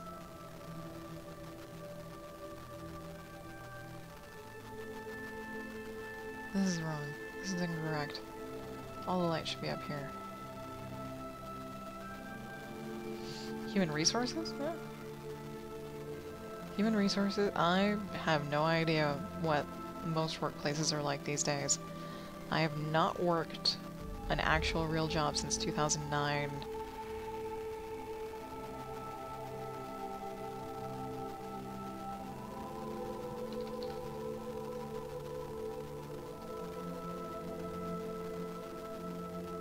So I've got no idea on the dynamics that can be going on these days. Marketing advertising agency. Interesting.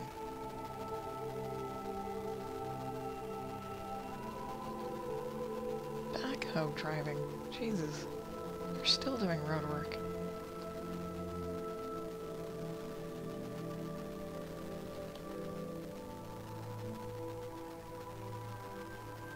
Ah, Melody, that would be awesome. Do you have any links to videos of your hubby's voice? Like auditions or anything?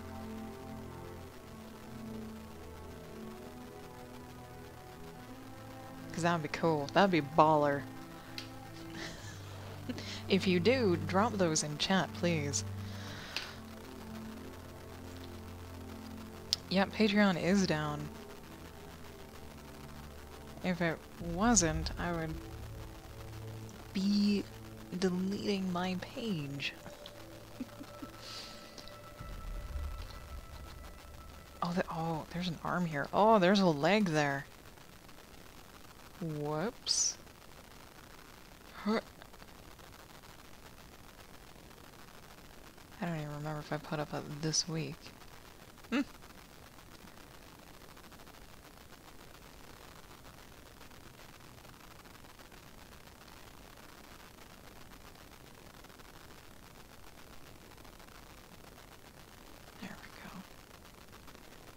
Get that leg armor in there. Okay, my song is just really quiet. Dude, I thought I was like almost done with this. Nope. Wrong color.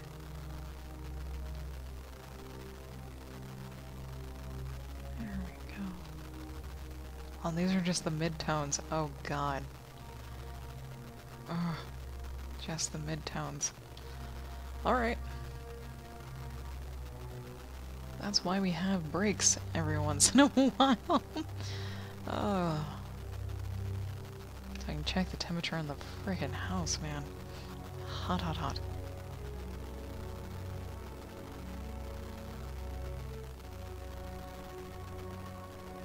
Put some shine. Ooh. Hubby's reels. Oh dear god. I'm gonna have to very quickly... Oh, okay, okay. It's not auto-playing. Which is nice. Okay. I will definitely check that out.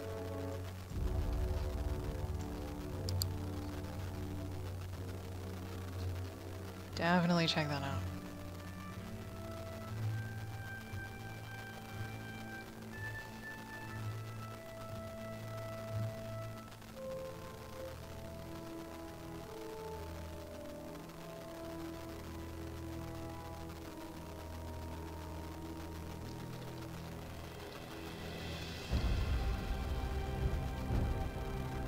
Sorry, I was just reminded of my, my one attempt, which was null and void on my own accord, at role-playing a Skyrim playthrough as a Khajiit.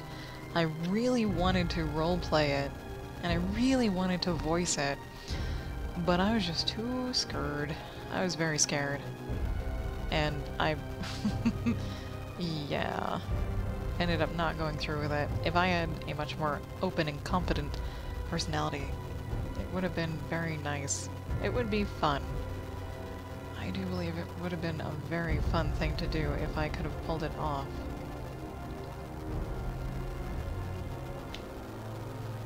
Is the app down too? I have no idea if the Patreon app is down too. I don't have the app. Yep.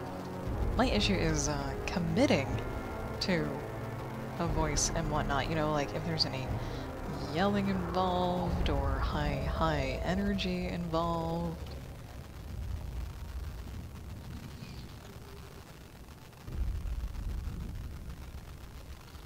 replace that.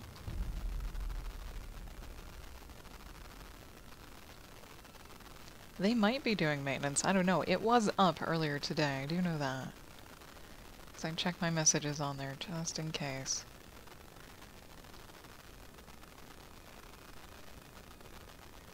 Just in case some poor schmuck decides to hand me something and I go, oh, by the way, no thank you.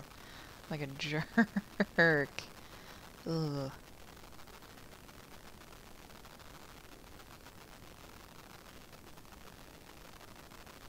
I used to have my Patreon just forward the funds that I received to other people.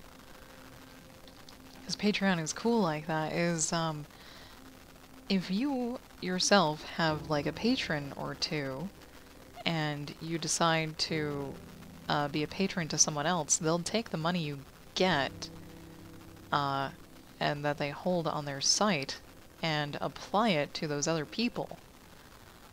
Just automatically, so it's almost like a replenishing tiny bank account for the people that you support. Is that much darker? Not really. Yeah, because I had like one patron at $5, so I gave 5 people $1 each.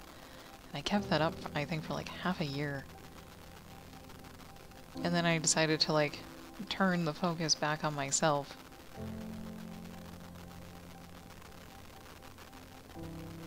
Which was a very jerkwad move of me.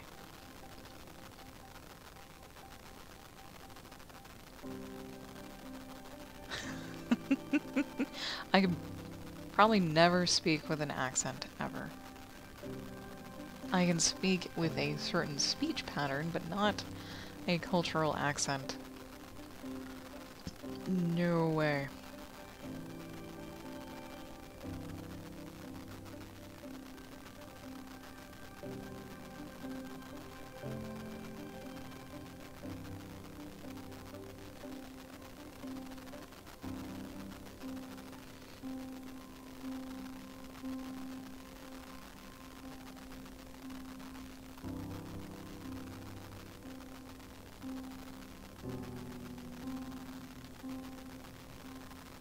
So far, so good.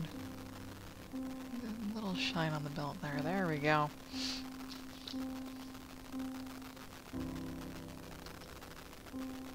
Oh yeah, Patreon can literally be anything you want it to be for. It's kind of like having a blank slate. Actually, it is having a blank slate because you can literally set all your own goals, all your own pledge tiers, and you can make those things be anything. I would peruse around Patreon, see if you can find other writers and see what they do. And then also watch the videos that Patreon provides as examples as well. Because you want to make sure that your reward tiers, that you can keep up with and maintain the rewards very, very simply and economically, of course. And that they won't burn you out should you get more than you expect.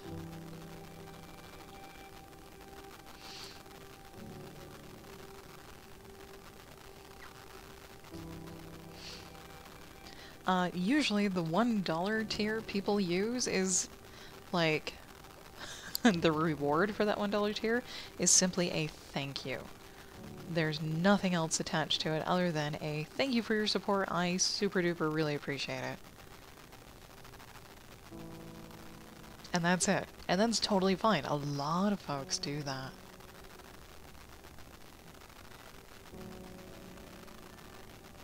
And also that gives them access to the patron-only posts that you make, because you can post to the public, to just your patrons, or to a specific tier and up, or a higher tier and up as well.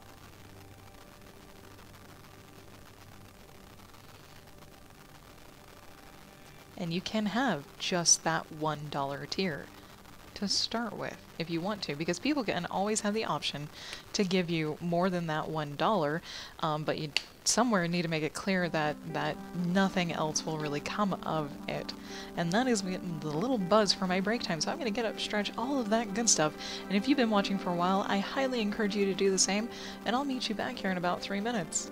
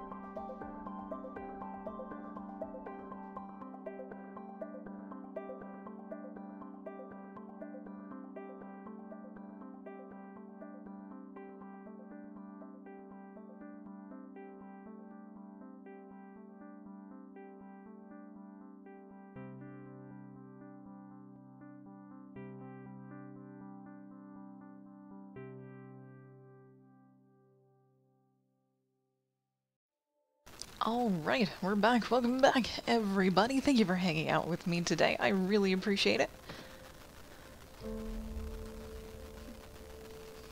Oh, yes, yes, yes. Having less tiers on Patreon is definitely good, and I will be around later. Indeed, I've got, holy crap, 2 more hours, actually, to stream on my stream. I don't know what will happen if I finish Aquaman here sooner than that. Probably, I don't know. Let's see. But I will be around later tonight. Let me double check on you, Erica, to make sure I have the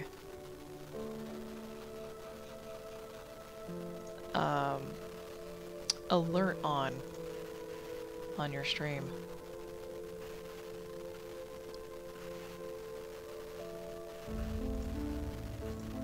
Yes, I do. Okay. Good. Good, good, good. There we go. Okay.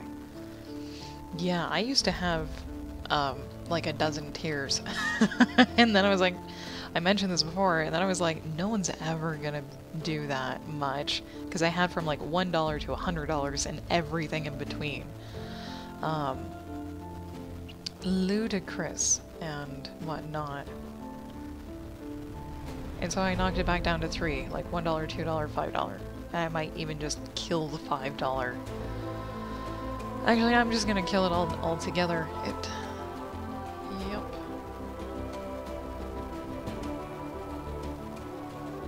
For moral reasons, I might add, because I don't know what made me think for like the 12th time that once again, yeah, I can totally post these full-sized images and put them behind a paywall. That is not okay because they're not mine. I'll just keep reiterating that until you're sick and tired of hearing it. Because that's kind of what art theory is, to an extent, is I would totally be making money off of someone else's work, and that is not what I want to do. That is not my goal.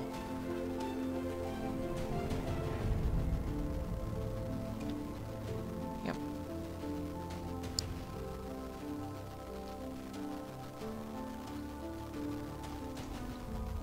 Yep, yep, yep.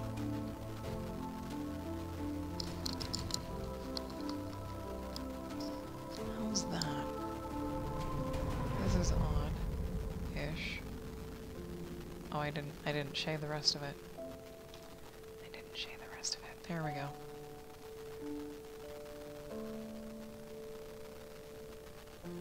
Just a touch of bright, just a touch. Because everything down here is a little bit more dull than everything else. There we go.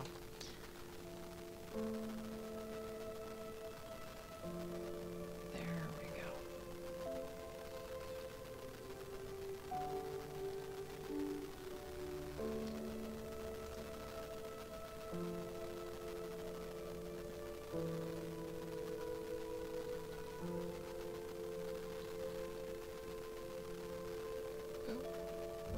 Boop, boop, boop, boop. I only know of one other writer that's on Patreon, and that is Dr. Surgeon Guy. There you go, his full proper name.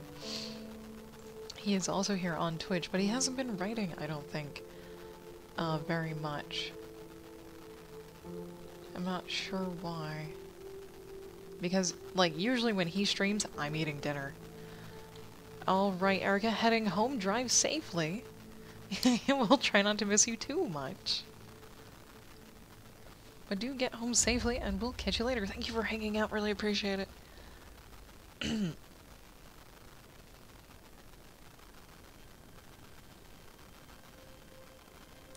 we go.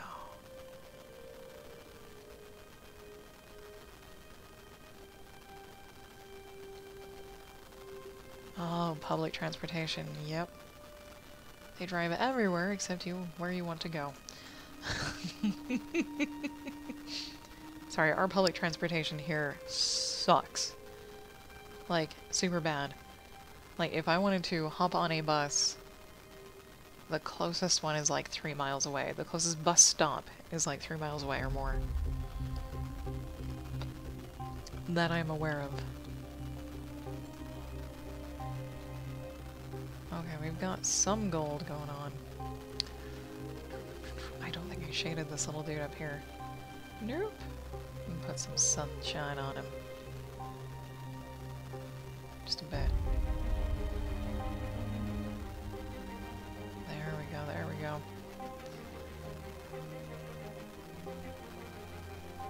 Yeah.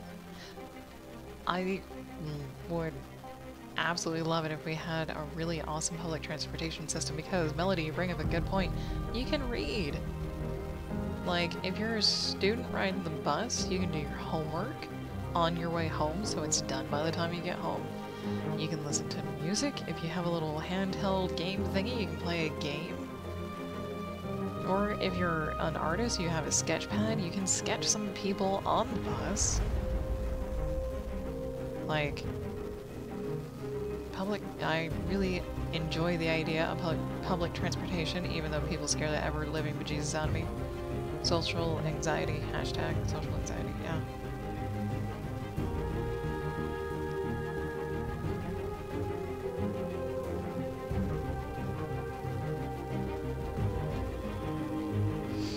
Oh, I know it's Alistair, you take public transportation, yeah. Our buses run on propane. I just remembered that. Oh my god. I don't know anywhere else that does do that. I'm sure there is somewhere else that does do that, but just knowing they run on propane also scares the bejesus out of me equally as much as the people on it do. Okay. This could be more pale. Not more pale, more dark. You could be more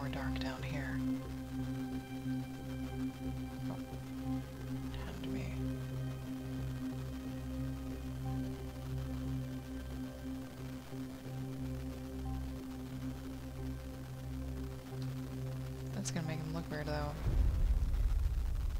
Too much. Too much. Nice, your drive is 7 minutes to work every day. That's awesome.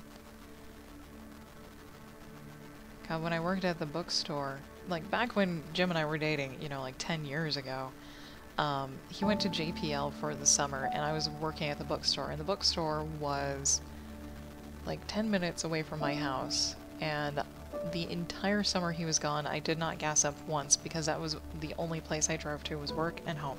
Because I lived with my parents at the time. And that was really cool. Headset.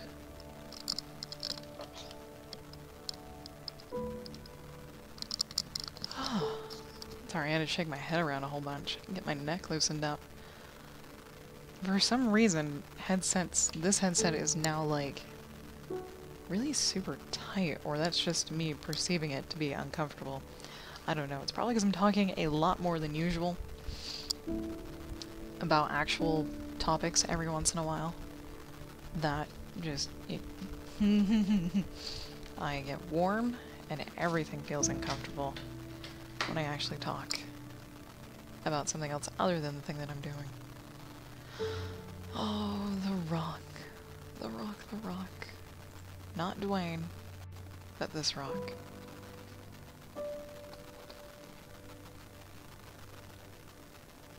This lovely rock right now.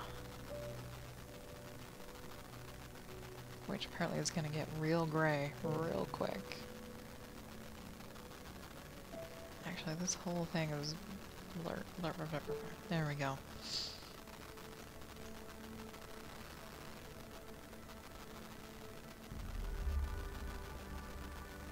Yep, and the one reason why I was really happy with, like, I didn't have to gas up all summer is because Jim actually lived in the neighboring city, which is like a 20-mile drive out, so anytime I went out to visit him, it was quite the journey.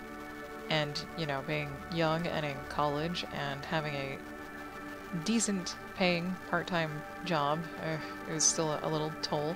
Thankfully, parents' house kind of negated that.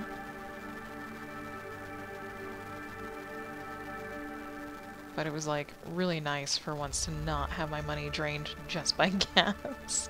Oh, that was so long ago.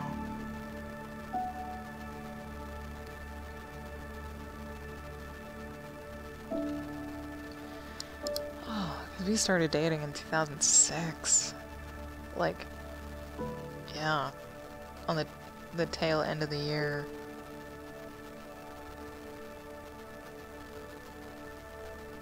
And we met that fall when school started, in college when school started.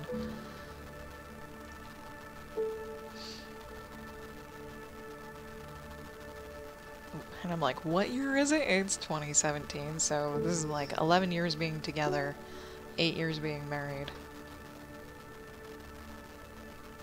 That's insane.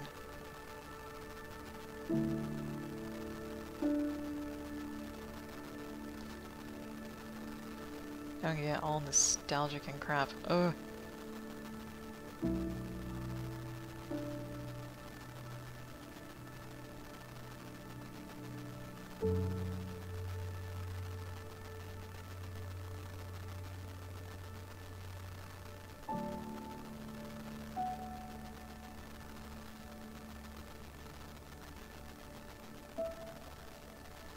Sorry, now I keep thinking back to all the times where I like have really wanted to do something kind of special for him, because I was raised exactly like my brothers were, so don't really have much on the femininity side of things. So like cooking him a candlelight dinner or some equally romantic thing is always a nice idea, but I never know how to execute. Never know how to execute. Now, I have surprised him a couple of times with, like, you've had a really rough day, or you've had a really rough week, here's some takeout. Oh. But I wanted to do something creative and special for a long time, but my skills aren't quite there yet, and it might take another 10 years before they are.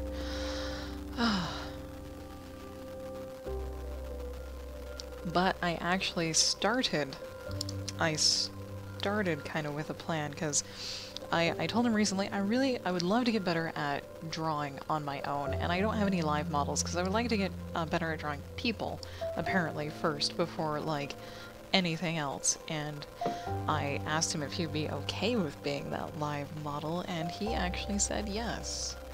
So I can just like sit there, stare at him, and sketch him like when he's playing a game or when he's working at home on whatever. Because secretly I wanted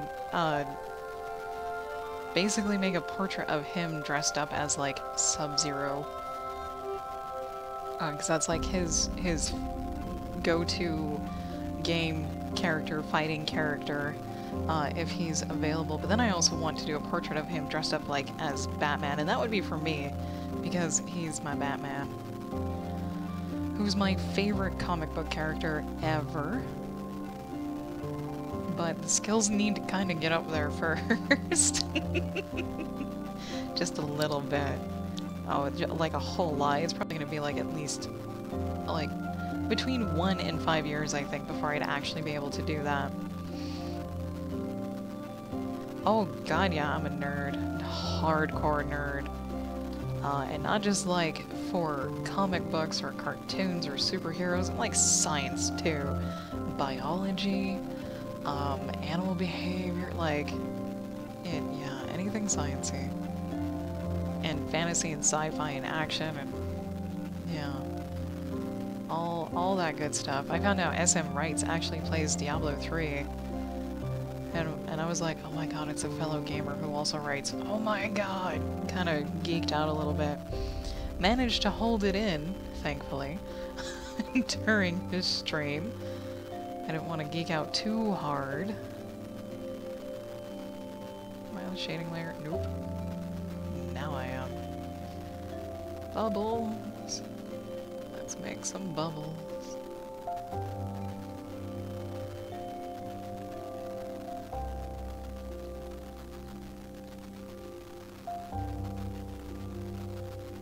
There we go. I will be coloring or shading the background, so hopefully the bubbles will stand out just a little bit more. Oh yeah, I'm sure everyone's a closet geek about something, because I'm also a geek about like weightlifting, powerlifting, martial arts. Oh my god, I geek out about martial arts and archery and so many things. So many things to geek out about. Let's go with a smaller brush here. There we go. Let's see, bubbles can be pretty simple to color, because they'll have one little white spot up top and then a big old spread beneath. But you kind of need a shadow to put that white spot on, and then this is the back side of the bubble where you spread out the light, because the light is spreading out towards the back of the bubble. And then on this, yeah, it's this back wall over here, because bubbles are round. Well, as I draw in nothing, bubbles are round, and they're a 3D shape. So the light gets spread down here, from up here, and the shadow kind of is on this back wall over here. And the light can kind of crawl all the way up on the bottom. Just in case anyone wanted to know. I also geek out about coloring, shading things. Go figure. And a paintbrush. There we go.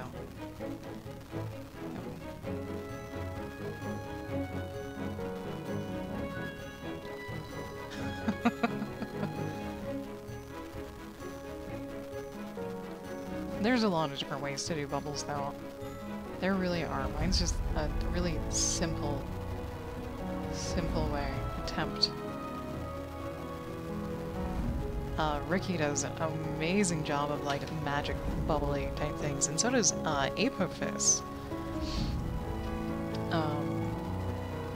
of which I don't think they have tutorials. Are they under my nature folder? They probably are. Yep, here's Ricky's bubble. I love Ricky's bubble. Look at that bubble. It looks nothing like how I would shade my bubble, right? Except for one thing, a light source and then the spread of the light on the back. That's pretty much the only thing in common is here's your initial light source and it's going to spin out somewhere over here, and it may get caught somewhere within the glowing oiliness or gas inside that bubble. So, yep. Anyways. Don't geek out over other people's tutorials.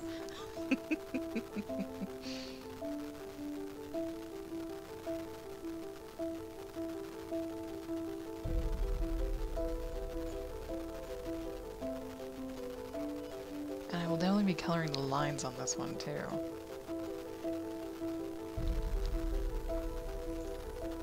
Oh, there's one. Did I grab that one? I did. Okay. And bubbles don't have to be round. As you can see here, they definitely don't have to be round. Not perfectly round. They can actually kind of suit whatever shape you need them to. Like Ricky's bubble was definitely not round. Bubbles you blow out of a little wand thing would probably be more round than these bubbles that are in movement. They are moving, they are floating upwards.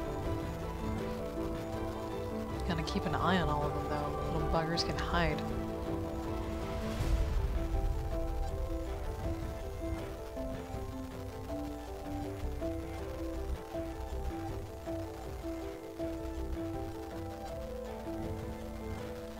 I guess I should say there's an example of a bubble over here where my hand is. Yeah, there's the light and the spread of the light. Totally forgot about that. Okay, you can start at the top.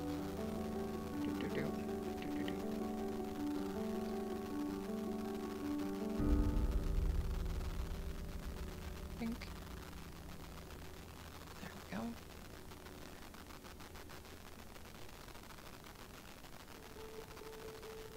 This is an odd one. Same approach still applies. Okay.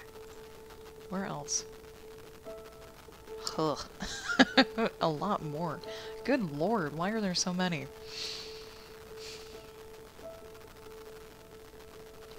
The neat thing is, if the background was too light and we wanted them to be transparent, I can just literally cut out the flats that were there. Well, I would need to fill them in around the rock, but everywhere they're on the background, because the background is on its own layer, we can make them transparent.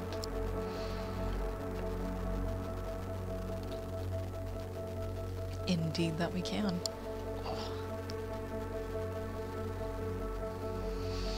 Oh, taking off the glove helps, but not my wrist. I was getting really, really toasty. Actually, this is fine.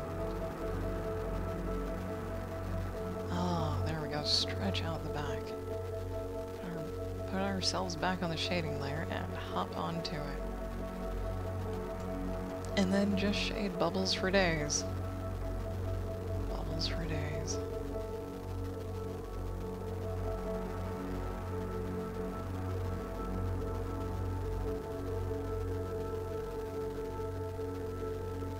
I will most likely be cutting the flats out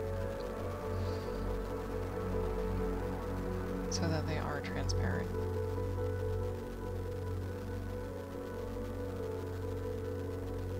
I think the only reason I did flat them is so I could color pick them and color within the lines very easily. Now, a thought occurred to me yesterday. Rather, an idea, and that would be to, much like how I tried to learn Krita last year, I would try to learn Photoshop next year. Like, actually subscribe to the monthly Hoopty Raw and try to learn Photoshop. That's for a multitude of reasons, but the main one being is the custom brush possibilities. GIMP has a ton of custom brushes. Like, I have over 1,000 over here, and I usually normally only use like 5 or 6 ever. And the main one I use is just these black ones right here, and maybe the fuzzy ones. But it would be nice to explore brushes that can really depict like how oil painting does its thing, or watercolor brushes does its thing, and whatnot, and explore it. And to also just kind of learn a new program, or skill, really. Learning Photoshop is probably like learning a skill, because I think there's like a crap ton of shortcuts, keyboard shortcuts, that make it way more possible to navigate the program. And I do know it's a beast, and I am aware that for some people it crashes pretty badly. So, while learning it, I would definitely have to be in the mindset of it's okay to let go. And it's definitely okay to fail. And it's definitely okay to get upset for not understanding something. Therefore, we need to go look that thing up so we can understand it better. Yeah. So I actually, like, read Krita's documentation on stream just so we could learn it and not be uber super frustrated when I didn't understand something. Now, of course, putting myself in that position of learning a new program on stream is a little bit more stressful. That's why it's only an idea. I'd have to think about it a lot more. And I will probably give myself until next year to think about it.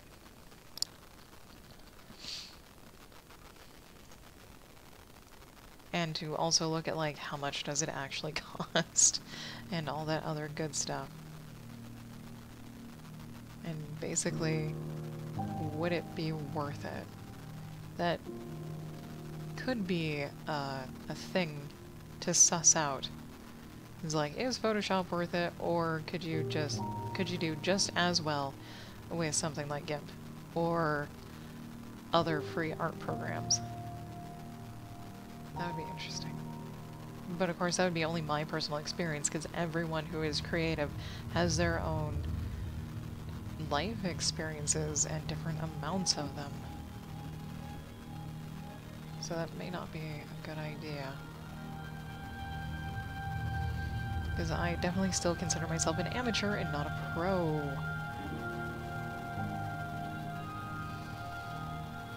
So it's kind of like a newbie doing a review on a product that other professionals use, and the professional going in, you don't know jack squat, kid. Yeah. Photoshop can do some pretty incredible things. I've seen it in action. It's amazing. They have this wrap tool and the liquefy tool and just all these wonderful, amazing brushes that can actually be converted into GIMP brushes. Maybe that's what I should look for, is just GIMP brushes converted from Photoshop. Or people willing to convert brushes from Photoshop to GIMP, or any program to GIMP, really. Because that's how I got my over 1,000 brushes, is someone actually took the time to convert the damn things. Like, some of them are Photoshop brushes. It's too much. Ooh, bling. Holy crap, a lot has blinged since I took a break. Okay. Oh, thank you, Melody, for following me back on Instagram. Okay, there we go.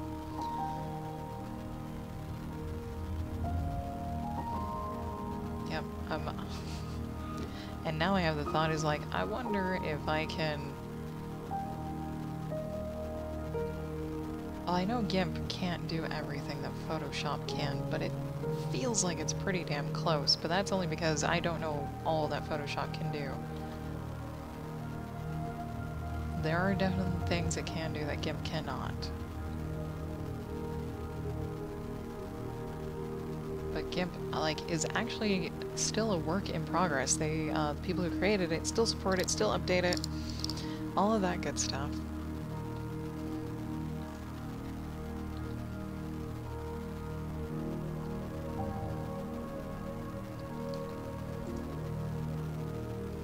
Oh dear God, why are there so many bubbles? What I thought was only going to take me 2 hours is probably going to take me all 4, which is totally fine. Totally fine. And kind of a pleasant surprise, so that I'm not struggling with, what do I do now? Because I did not plan on coloring anything else.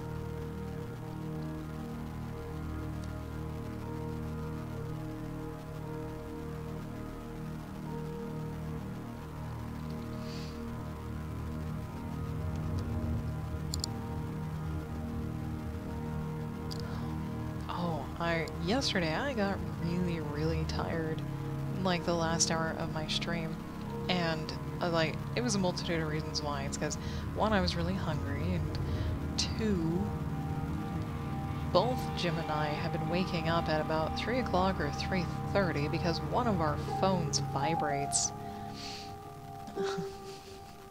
That happened last night and the night before, and then it took us both forever to go back to sleep again.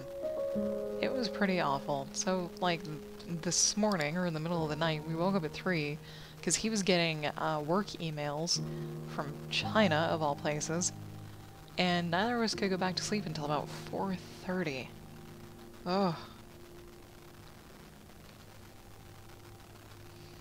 Like, fun times, fun times.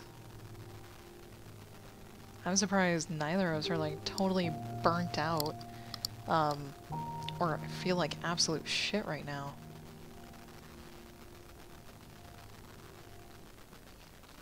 Like, my energy levels are actually pretty okay. On my last break, I'm definitely gonna grab a snack.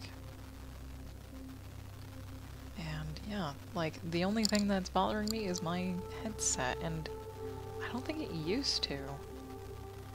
It's like a new thing, and it's like, why new thing? Why must you do this to me? They were doing so well.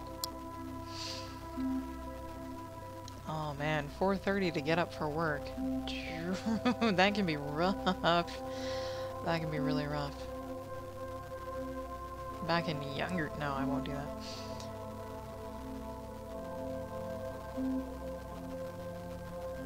Yep, I think I have a banana and some cherries waiting for me. Oh god, and those cherries just got ripe, too. So delicious. So delicious. Oh my god, we're getting close to peach season as well, again. Because, yeah, apparently here, spring and fall is peach season. And cherry season. Yeah, I love peaches. So good.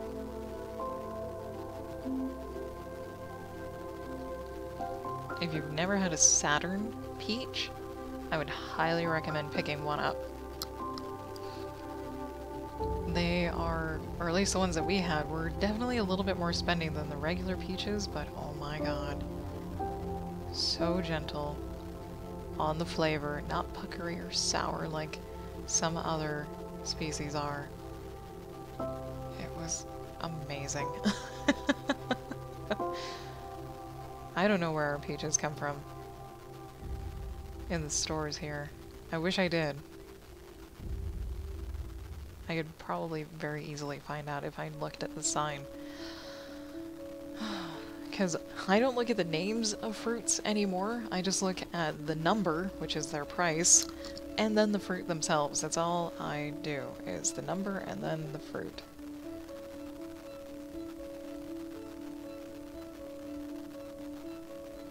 This is an odd bubble.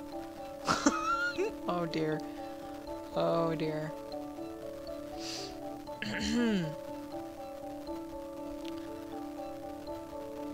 Let no one else see what I see.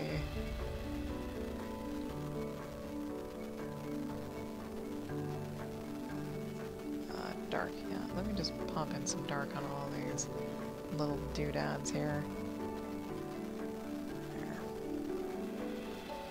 There we go. Quick. Save it often. Save it often. I have not done that. Have not done that. There we go. Boop.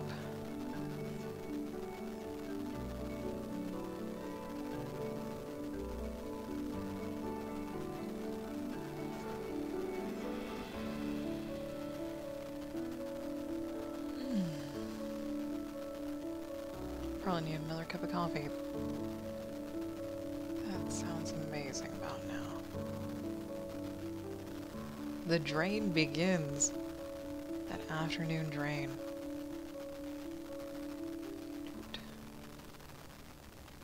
Tiny bubbles everywhere.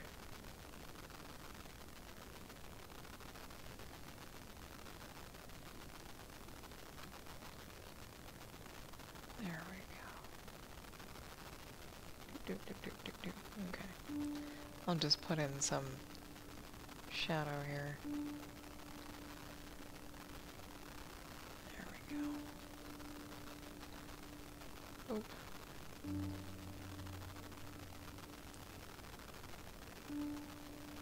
There we go. Okay. Gotta love it.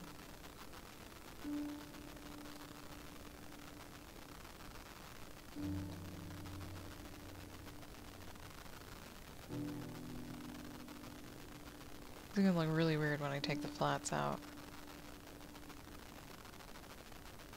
Man, now I've run out of stuff to talk about. Oh noes.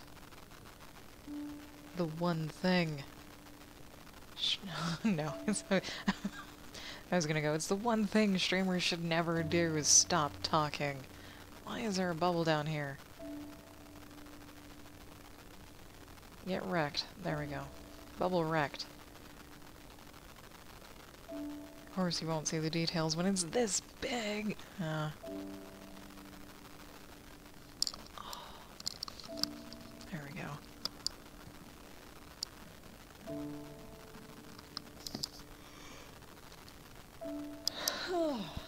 Oh my god.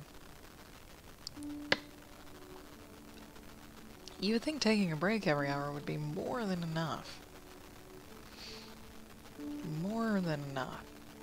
It's like, man, there are some game streamers who, like, they wait even longer. They're like an hour and a half to 2 hours before they'll finally get up. And I'm like, dude, all of your bladders have to be ironclad. Oh, but that's only if they're drinking liquid, of course. And they do. Yep, they've got ironclad bladders. Mine's pretty okay, but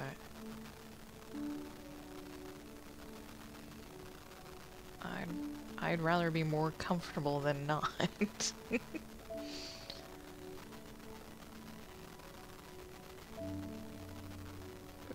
boop. There we go. Boop. Get all the burps. Yeah, I drink... Well, okay, I was drinking like 4 bottles of water. How big is this? 4 17-ounce bottles of water during stream. And I've cut it back to like a 20-ounce cup of coffee. And 1 or 2 bottles of water? Yeah. And it's not because I consciously cut it back. It's just because that's how thirsty I've been. Or that's actually, I've talked less. Yeah, on the days I talk a lot, like today, I will be drinking a lot. Because my vocal cords can't handle it. They're wimpy vocal cords that aren't used to speaking a ton.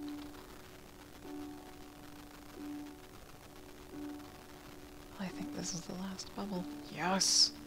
Please tell me you're the last bubble. Yay! Alright. Now I have a copy of the flats just in case I need to like reshade where those particular bubbles are.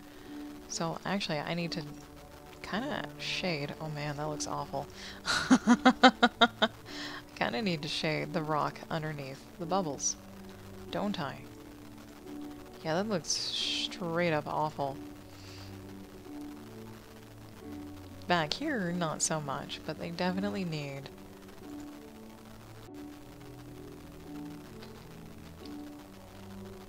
Definitely need to shade behind those. Which I can do. I can do a whole bunch. Because it's really just a matter of, yep, being darker.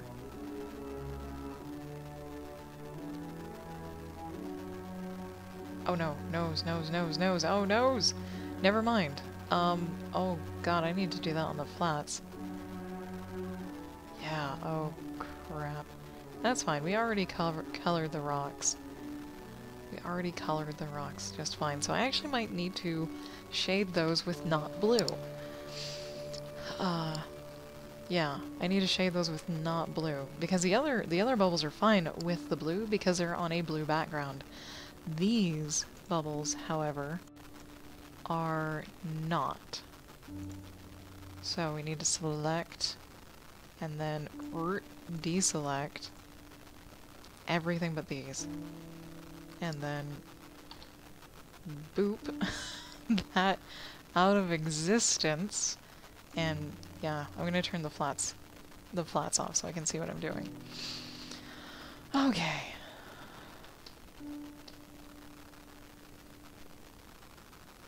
I might actually just use this color and then this color. An orangey white instead. Oh, and we'll see how that works.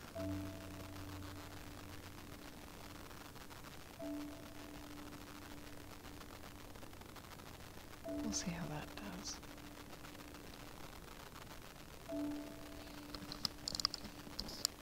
Maybe it's just the position I have the headset on my head.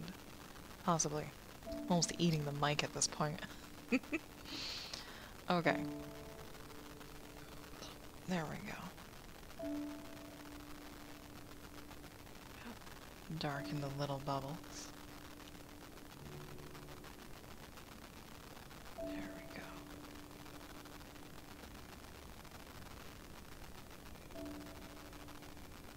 A bit more. I'm gonna sneeze. Don't sneeze. Sneezing would be bad. Sneezing would be very bad.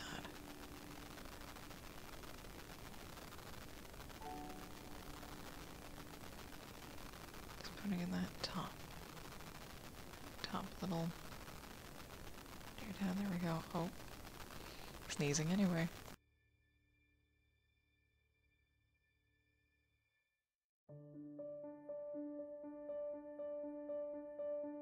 Or sneezing not at all. I'll take it.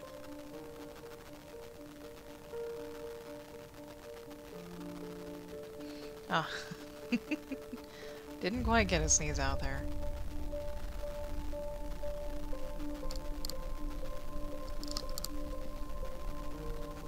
Still trying to find a nice, comfortable spot for my headset, though.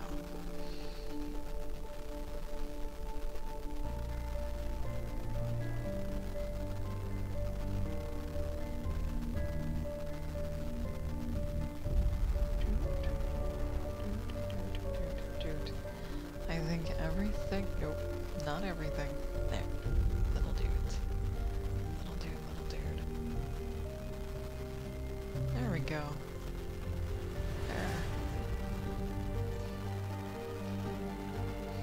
Hey, transparent bubbles, check that out. Nice. Nice. Okay. Now, I'm gonna color these lines and see what it looks like. Color these lines and see what it looks like. Before I fill in the rest. Careful right now, because I don't know what I want these little squiggly doos to be. I just know I want the bubbles to be light. Or something similar. Thankfully, we can color these just as we would color anything else. We can shade them as gently or harshly as we'd like. Oh, I missed a bubble. We won't tell anyone.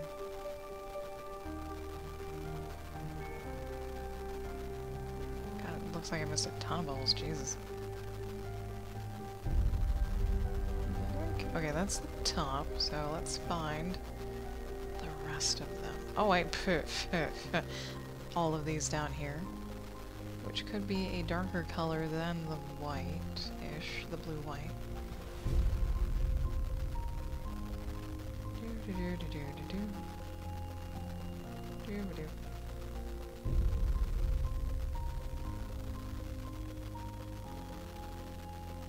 we go. I love being able to color lines. Probably won't color those, though,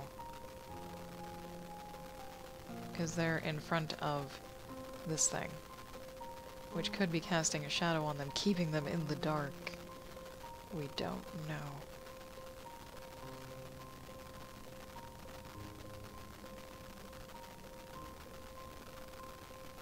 Well, sometimes I can nail it pretty okay in terms of coloring. It's usually a hit or a miss, honestly, when I color something. It's, yeah.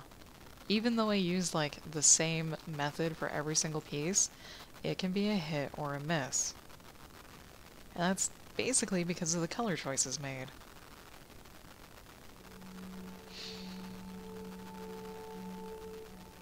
I wonder...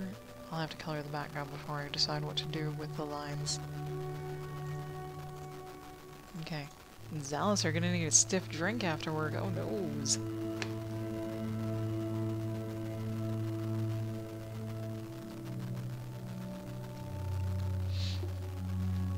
If it didn't suck to wear a headset so much, I would totally do like an after-work party. Hangout bitch session or whatever, just kind of a decompress.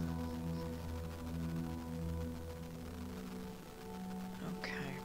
Background-wise... Come here, you. Background-wise... What does we do? I was thinking of making all of it, well, get on the, yeah, the right layer. Making all of these little things kind of white. Excuse me.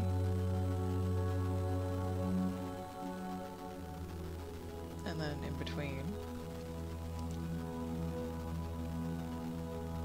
I'm gonna take that as that, and this over here, and string it up to this. String that up there. This is just a very shoddy layout. Just a very shoddy layout.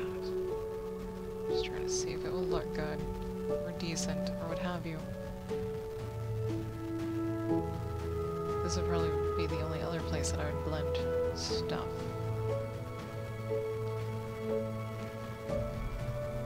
I don't know, I could be like super uber lazy and leave the background as is, honestly.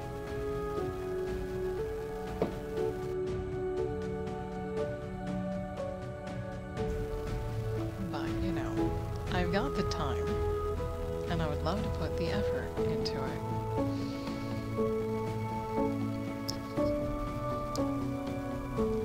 So, first, hand me this guy, and we'll just...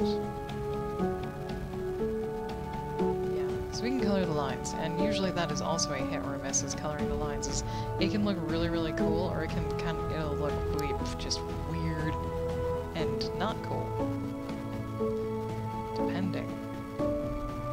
I try to follow old school Disney rules where the outline is darker of the person, like the outline of anything is darker than the object. So it may be that I don't color the background, I just make these things a really light color and then shade the lines, color the lines. That could be a thing.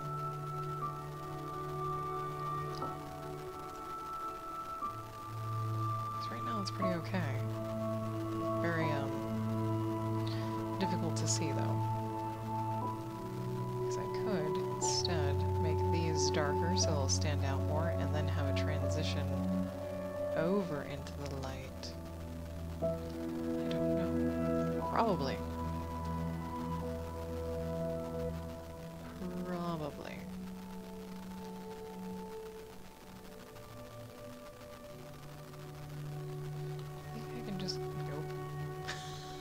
I tried. Yeah, you can color fill it just like anything else. Gotta mind the gap, though.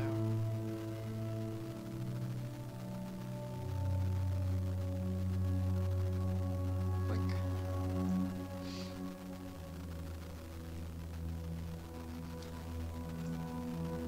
How's that? So we can get some contrast, so we can actually see them up there, and then we can transition them down here. Probably a pretty hard transition, though. Or we just get to the point where it's dark enough and do it that way. There you go. Oh, it was probably not a very good idea. I'm like, I would love to get a hold of an actual comic colorist from a company and ask them, what do I need to do? Yeah, what they think I would need to do in order to also color a comic, which is kind of unnecessary because different comic creators will have different coloring styles required, I would think. And that some requirements would simply be you have to color fast enough. Like, you can't take a week to color a page. You gotta color a page in a day. And you have to do a page a day. That might end up being the advice, is you just have to color quickly. Yeah.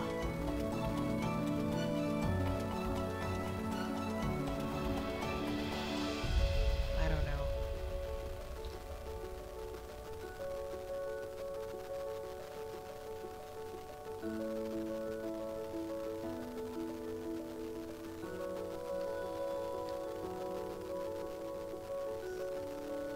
Now, I'm sure they could definitely give me some genuine tips for stuff.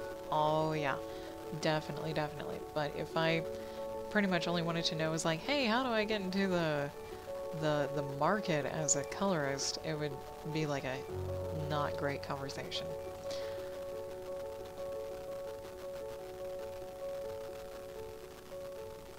You can start transitioning about now. And basically just do, yeah, there we go. Okay.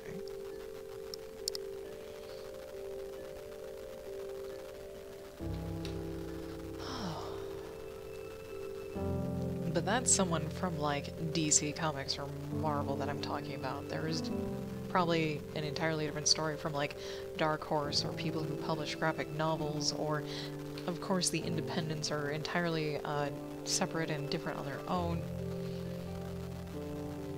I don't know. I think what I am looking for is like a critique, like an actual critique, and tips and tricks, because I don't know everything.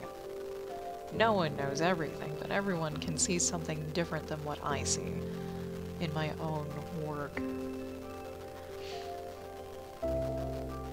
And not like a critique comparing me to others' works. Like, not a critique comparing me to any comic colorists or any colorists really in general. I would like someone that would take a look at all the things that I have colored and see if they can see any growth or differences or changes, and then give tips off of that, because that's what I actually do for people when I critique their work. Is like, I critique them based on their own previous works to the one that they would like the knowledge on. Did I do something bad? I did do something bad. I filled everything not how I wanted to do it. God friggin' A. That's okay. That's okay. That's a simple fix. That's a simple fix. Kind of. Oh, it's not as simple as I want it to be. Okay. Oh. That to there.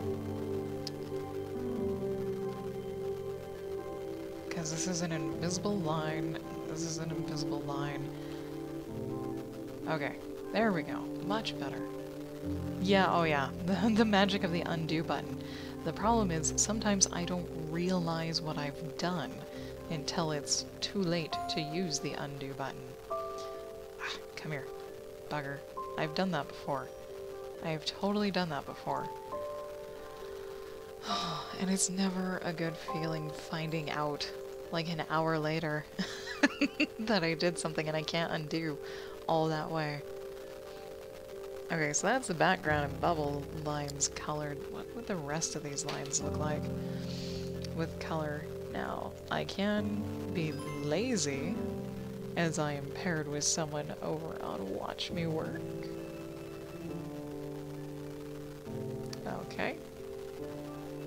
Whose things have been, disabled.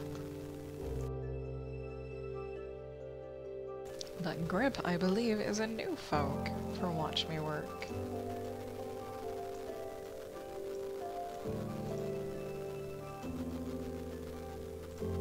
Bink.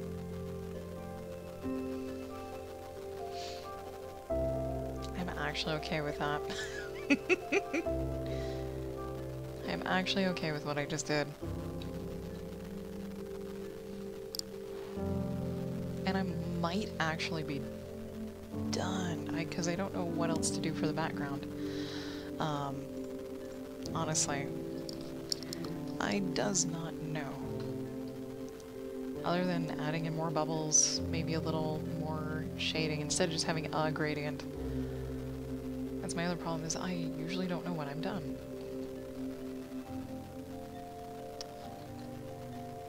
Oh, that's just the lines. Oh dear. There we go.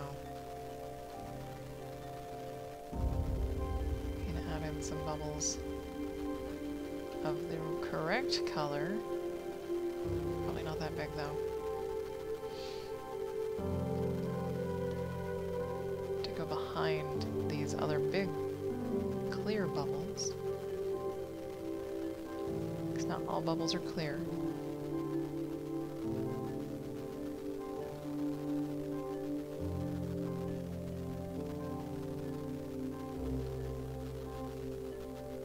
All bubbles are light in color either. That's pretty much all I've got.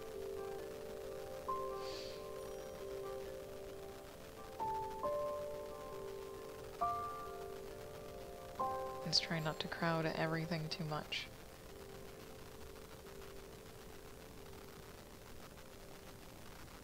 And of course those details will totally be lost because that will probably be the final size.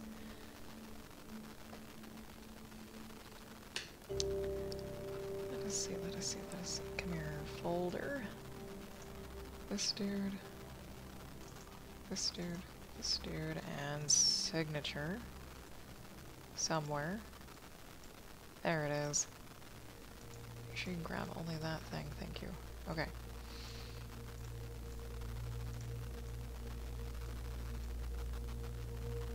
Try and puzzle my signature around theirs, which is what I normally try to do. Color, select that.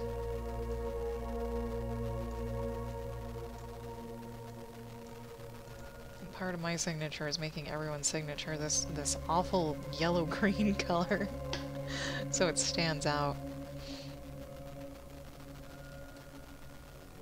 Okay, it's almost my break time, so I will go on my break, I will think about it, come back, and then judge to see if I'm actually done or not. If I am done, I'm going to move back over to the pixel art that I was doing yesterday, I think. Because that's the only thing I can think of to work on. Yeah, so we will see very shortly.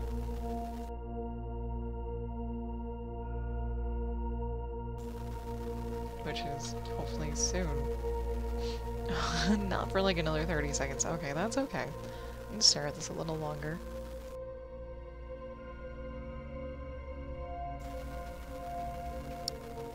Did I forget to shade anything? I don't think I did. All the gold is shaded. His eyes are shaded. Hair, skin, orange, green, the blue, the trident, hands, and That's my break. Okay. I'm gonna get up, stretch, all that good stuff, maybe make myself a cup of coffee so it may take a little longer than usual. If you've been watching for a while, I highly encourage you to also get up and stretch. Take care of yourself, and I'll meet you back here in about 3 to 4 minutes.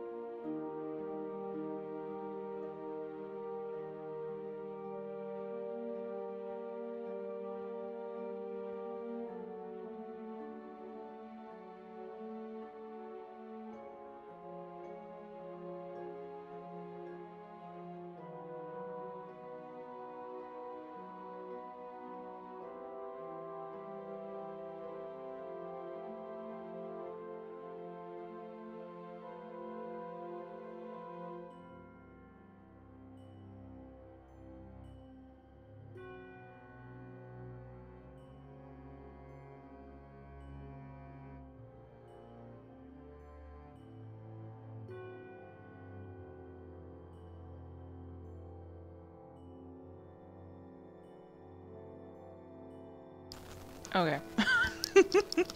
Sorry, still trying to eat the rest of my banana. Food. Definitely food. I also brought in the bowl of cherries. Welcome back, everybody. Thank you for sticking around for that not so short break. Are we done with this Aquaman? I kind of want to say yes. Because if I did much more to the background, it might become too cluttered, too busy. So we will export this dude. Yep, go ahead and replace that. Doing good. And I'm gonna switch over to the pixel art that we worked on yesterday. As soon as this exports, which might take a little while. Okay. Cherries. I don't know how to handle cherries. This is my stem and pit disposery. Where do I put this? I will not be needing my tablet. So that means I won't be needing my stylus. I won't be needing my box or my glove. So cherries can rest on top of my tablet. God damn, this takes forever. Forever to export. Rawr, headset, rawr. I do have another cup of coffee. And now I'm thinking I probably shouldn't actually eat the cherries if we're going to be having fruit pizza for dinner, but we don't have to have fruit pizza for dinner. We can have something else. Okay, save this one last time. The end of the song is awesome. Mute.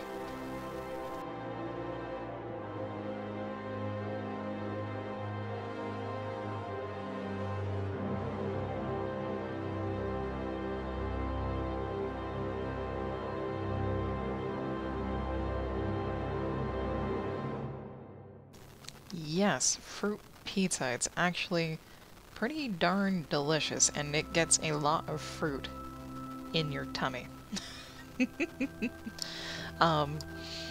It's basically, I take frozen fruit, put it in a pot with like a teaspoon of lemon juice or lime juice and a tablespoon of brown sugar, and cook that down like over medium heat until all the fruit is softened and then there's a ton of juices, and then you add cornstarch, a cornstarch slurry to the mixture, and you keep cooking it until it becomes really thick and gooey, kind of like jam.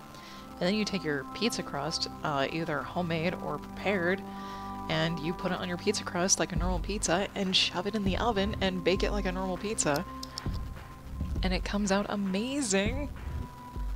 And if you like your fruit sweeter, you can dust it with a little powdered sugar on top, or make a little powdered sugar icing to go on top.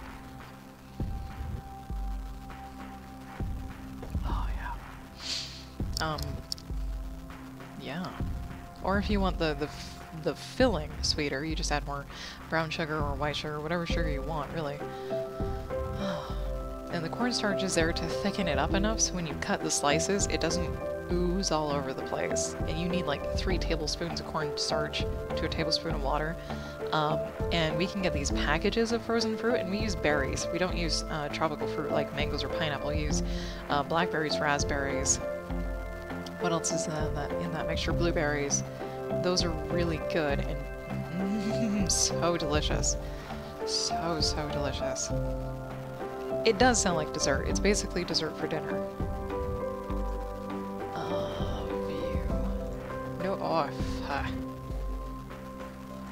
Actually, I don't need scroll bars, so I don't know why I'm freaking out. Don't show the rulers, please. Thank you. Okay. Okay. Yep, we are done with the Aquaman for today, and we're back on the fish tank. We're back on the fish tank. Oof. And now, like, regret. Regret.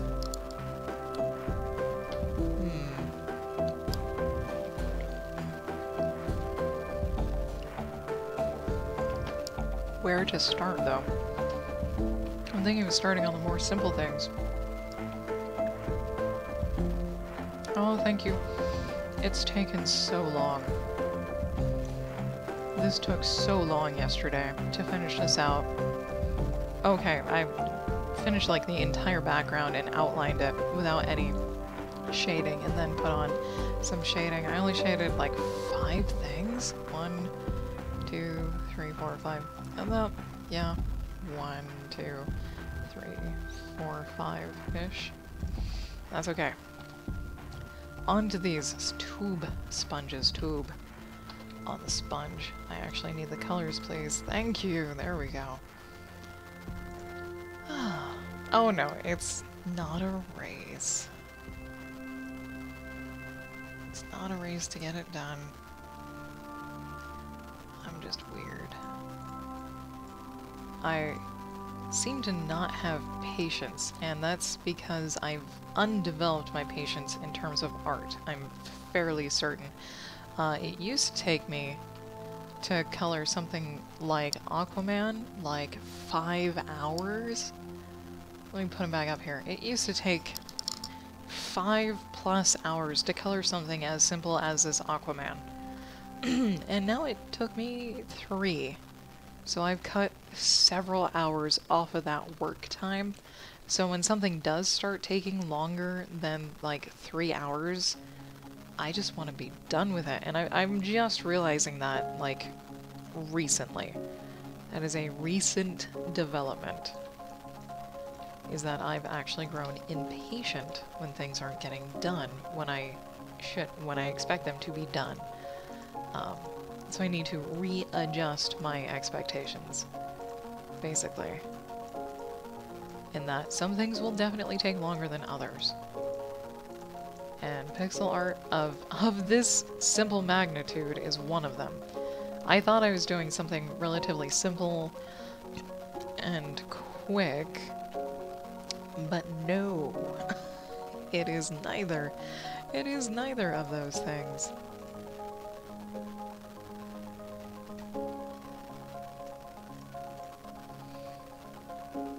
And I'm going to be zooming a lot, in and out, in and out, in and out. That's okay.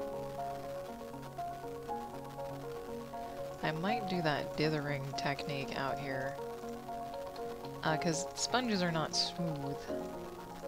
They are anything but smooth.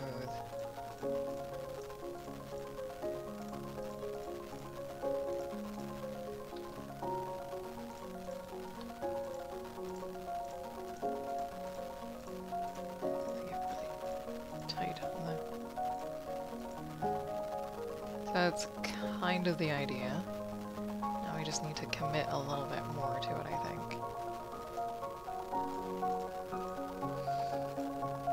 Yes.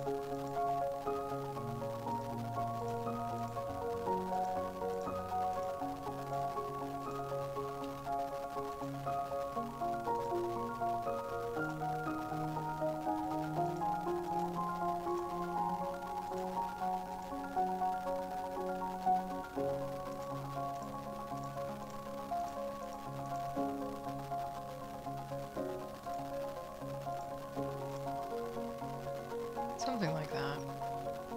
Yeah, probably something like that, actually. And we need to put the hard edge on our eraser. And probably just create little... Yep, little doodads. That's what we did on this centerpiece. I actually love...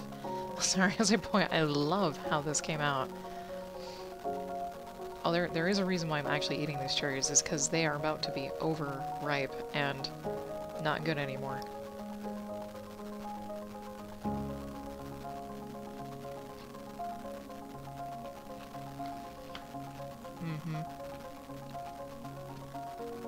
Some of them are about to be overripe and not good anymore, but when I first got these damn things, they were tart and sour as hell, and I was like, that's not the cherry flavor I remember, so I let them sit on the counter for a couple days. And now they're almost perfect.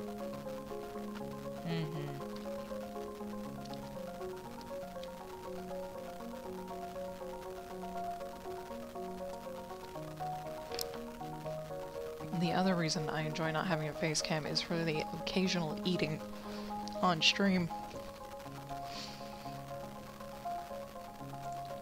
Which I actually used to do almost every morning. Almost every morning I had my breakfast on stream, because I would stream in the morning instead. So I'd have my oatmeal. Yeah, I was very sedentary back then. Oh, coffee. There we go. Ah, there we go. Oh, yeah, I can fill this in. We can fill this in just fine.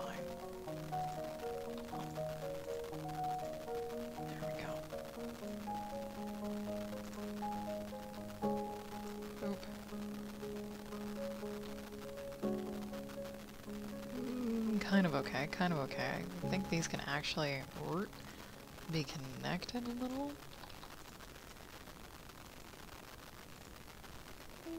At least for a little bit.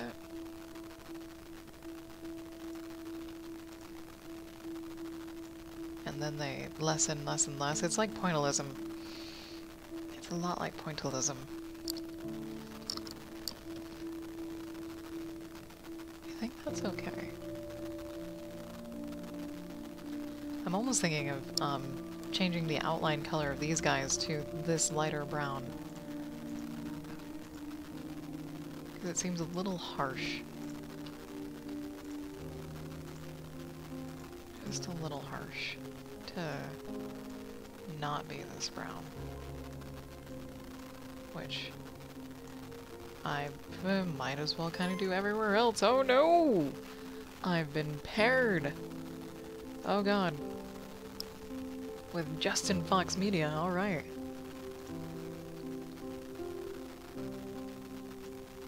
Do I want to? Yeah, it's not as harsh. I like the not as harsh approach on these, on this particular color.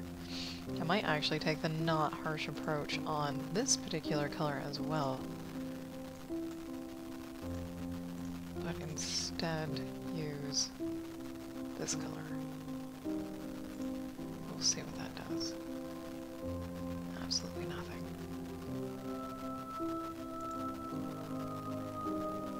Why did that do absolutely nothing?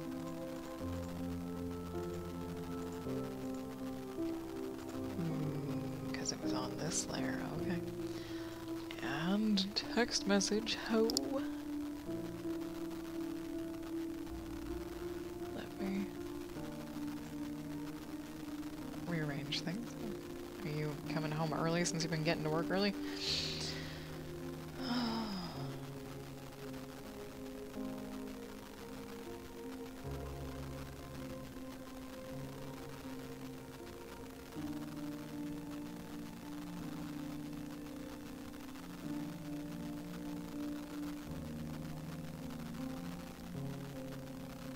Always make time for hobby. Always. Yeah, I said, not sure if you're still streaming or not, to still bug you. Which is probably not the best choice of words. That's okay. Ooh, I like that. Much more gentle. Check that out. Much better. Oh, and that's the other thing. Like, in pixel art, you don't have to have your lines all be the one solid color like this. Right? You can grab your shading and decide, possibly, your flats, you can grab whatever color you want and use that too, so you don't have a really stark, dark outline around everything.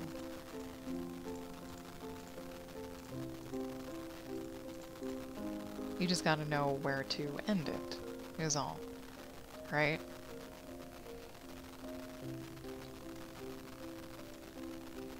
And then probably do something like this, and then even something like this.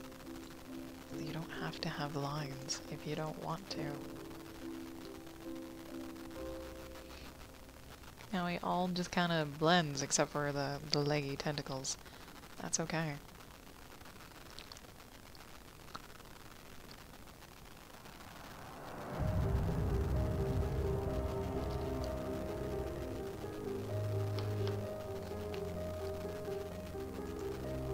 Back to what we were doing.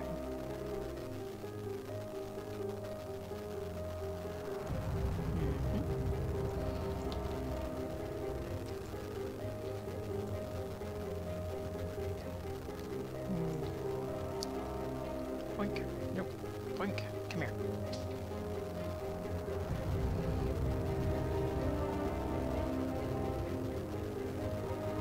Nice. Oh, we'll still get a 2-week vacation.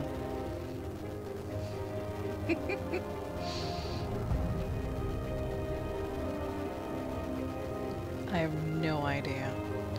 It's like we might stay home for part of that, we might leave for part of that. don't know.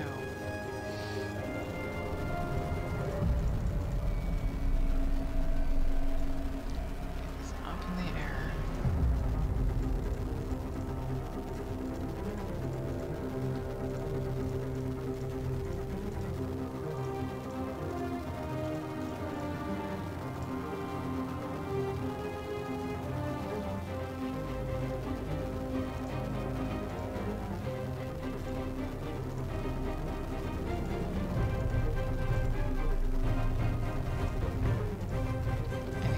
I need to redo those shadows. Oh dear. Oh dear. The joy of shading a sponge, apparently. Nope. You gotta be a little careful. Oh, that actually does okay. That does just fine. And we can actually mix some of this and up the shadow a little bit more, I suppose, yeah. Yeah, that's okay. That's just fine.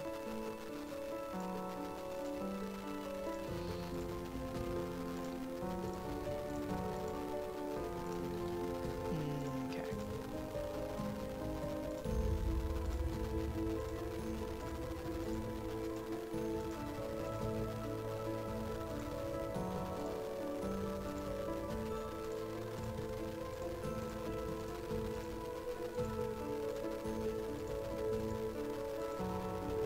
Probably make that one, Sounds.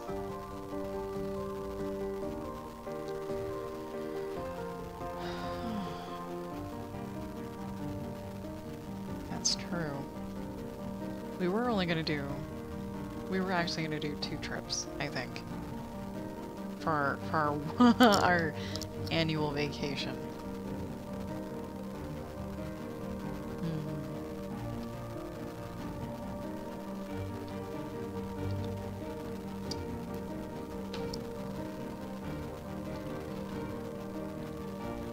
Our annual vacation, we're like, when is May? May, June, July, August, like 4 months ago. Oh man, Dallas, you're still stuck at work. No good. Dude, it's like 6 o'clock for you over there. What are you doing that's keeping you so late?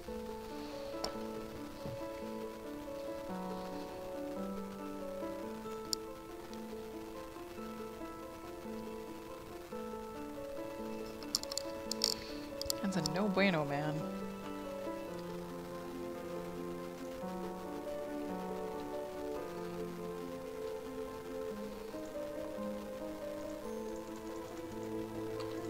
Oh god, mind the gap. Sorry. Whoops. Whoopsie. Yeah, yeah. That's some whoopsie right there.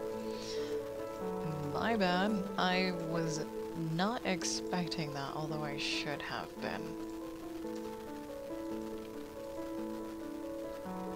Chatty German coworker helping you troubleshoot an issue. Oh man. The chatty. Anyone's chatty. Ugh. It's like, yeah, can I go now? Please, please, please. I really want to go home. Stop talking. Oh dear. Work on that shirt next Monday? Ah, mind the gap. Yeah, we could totally design a shirt next Monday, yeah. If I'm here. That is the tentative schedule right now, is I don't know if I'll actually be here on Monday. Or if I'll be, vacation savvy by that time.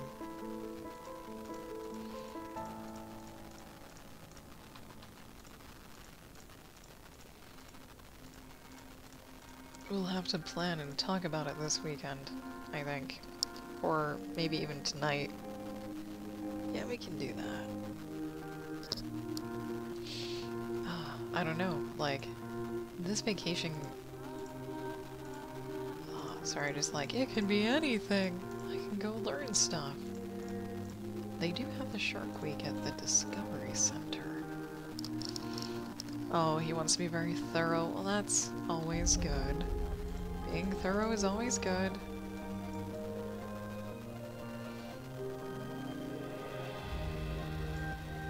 fault someone for wanting to be thorough.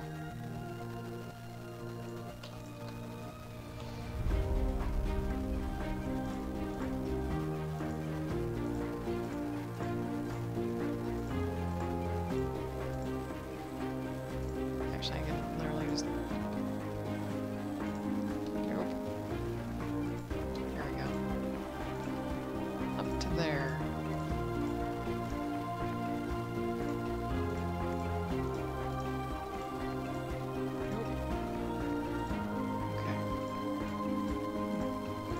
Dithering.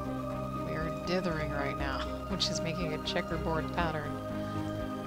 Oh, that doesn't have to go up that tall.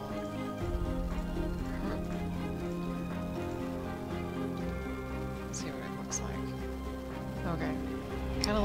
Kinda like the dithering over on this guy. I definitely agree it can come in a bit. Yeah, need just a few sparse little spots in here to break that up. And it also depends on like what texture we're going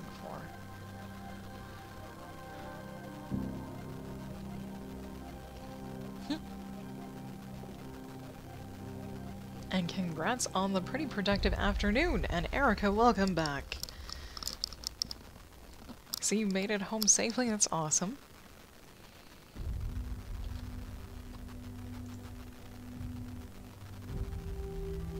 Do better dithering over here. Let's do better dithering over here. We can do it. I think I like this method the best so far.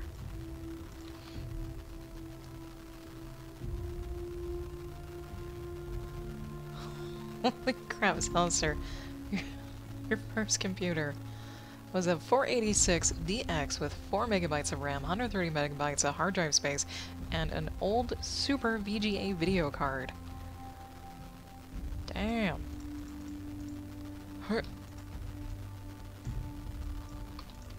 I don't know what any of that means.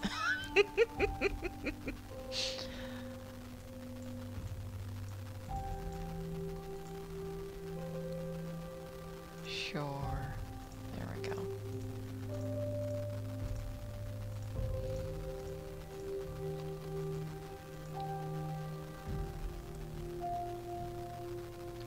Oh, because of the dithering. Okay, okay. I had to run it under 16 4-bit color mode. Dang. Yeah, I bet the dithering was real 16-bit. Yeah.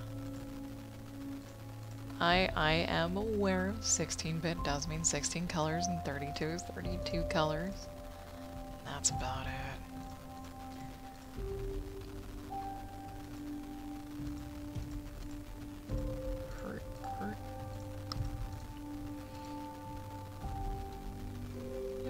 Oh, I think I need to carry this up a little bit and then put in a couple of random spots.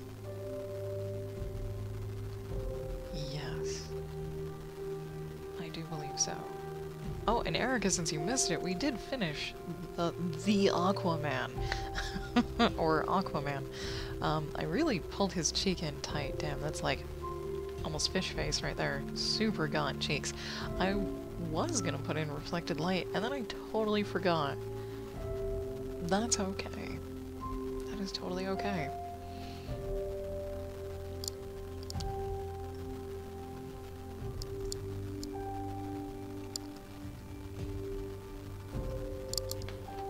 And then we come back to my crummy shark tooth tank. My little pixel shark tooth tank. I totally forgot to do this down here. What is wrong with me?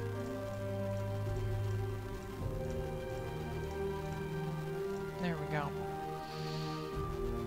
Well, he's in. Yeah, Arthur's always intense. Sorry, Aquaman is always intense. As far as I know. Whenever I hear about Aquaman, I hear about war and not fun things.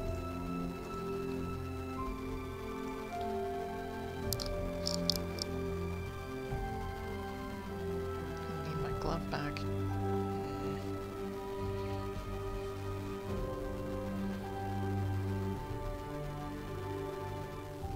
There we go.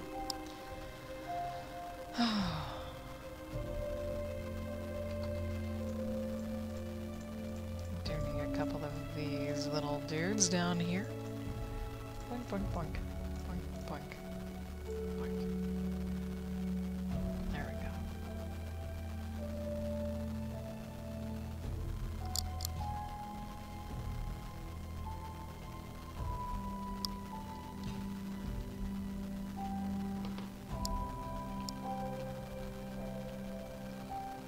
Oh, God, losing my train of thought already, Jesus.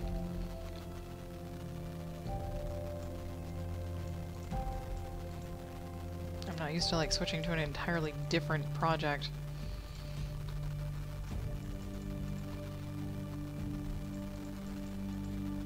Mind the gap. Mind the gap. As long as I keep doing pixel art, that actually can stay as a phrase, and because I haven't flatted or have done pixel art in a very long time, so for a long ass time, that phrase did not fit anything I was doing. And it's kind of nice to actually hear it again, and even say it again.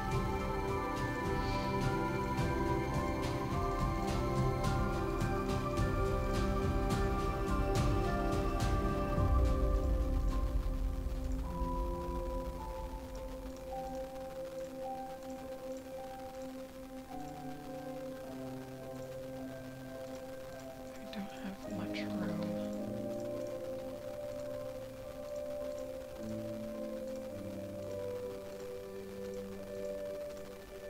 There we go.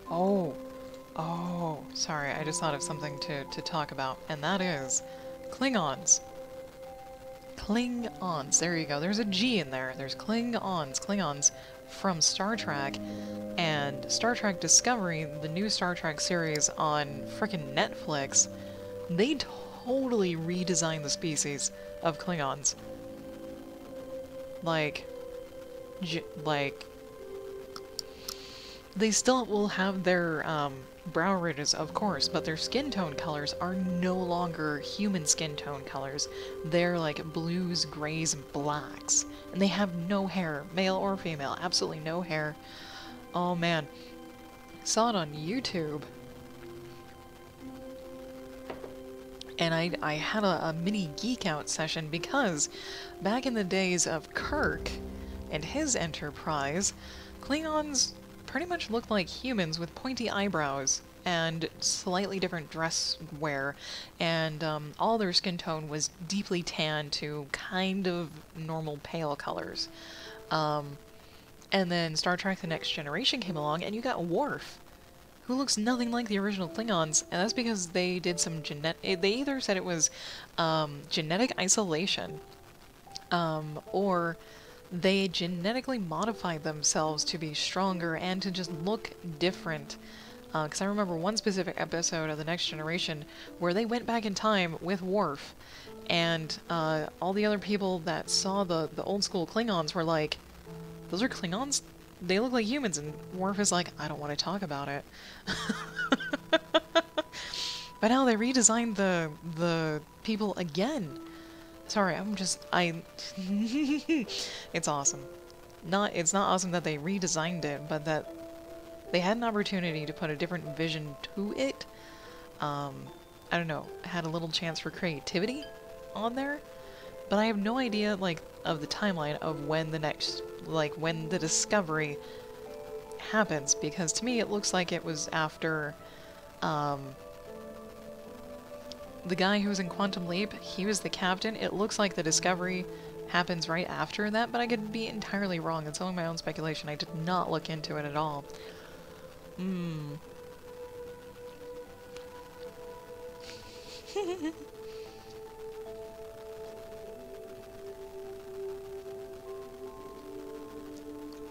It kind of was a bad attempt at retcon. When they were like, oh, then we genetically modified ourselves and it's a huge big secret for our entire race. Klingons, man. I want to get into a whole discussion about them, but I actually know very, very little, so I can't rightfully start spouting off things, because it would all be speculation and only speculation. And let it be known, you can still be a fan of something and not know every single little detail of it. That does not make you any less of a fan than the guy next to you who can actually speak Klingon.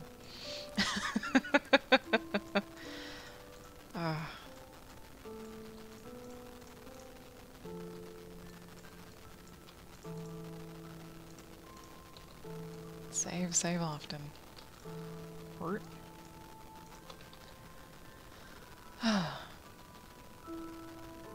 I actually don't mind the explanation of why the original Klingons look different from the Next Generation and every subsequent thing after that. I don't mind that explanation because it would actually kind of make a little bit of sense for them, because they are a... This is... Oh god, speculation. I just said I wasn't going to do that. I just said it, and here I try to go and do it. Other than, I did not mind the explanation. There, that is all I will say.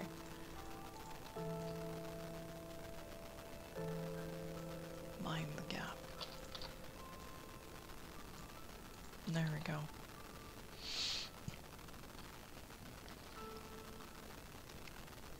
Yeah, I don't know how people are gonna feel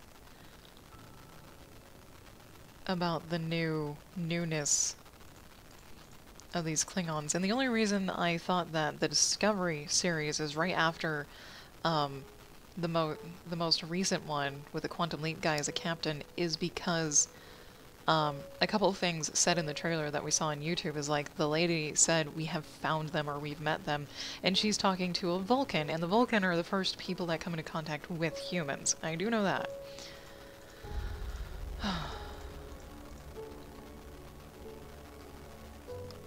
So that's what makes me think it's far back in enough time that we're still like baby stepping, or the Discovery, the show, is baby stepping away from Earth. And it feels like the series is actually going to be about 3 separate captains. Just from the small hints that I've gathered.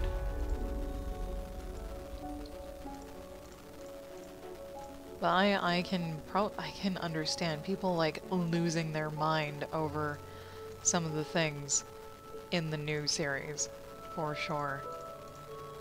Especially if they're like, this isn't canon, why are you changing the canon? It's like, it's okay.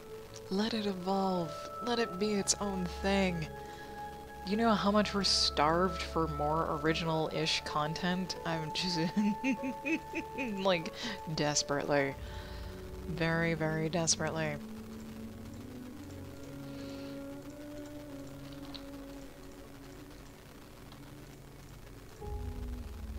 Because I've enjoyed, like, the 20-plus years Star Trek has been alive in all of its different series, and it has had its time, and and I'm not saying it's time to move on in a different direction. I'm like, I'm glad they didn't not move in a different direction.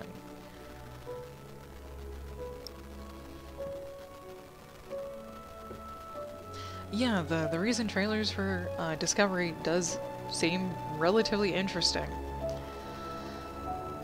And I only say that from like an action standpoint. There wasn't enough other meat to actually make me want to care about it and get into it, but that's just me.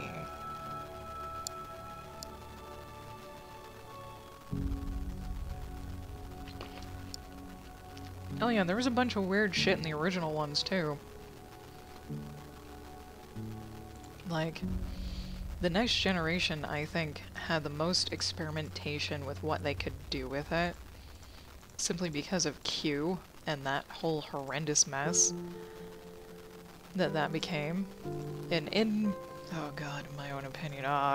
No more opinions, please.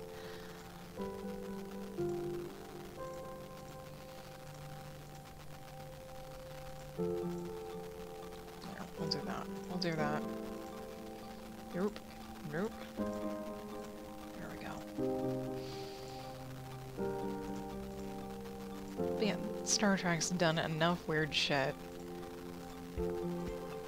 that it's okay.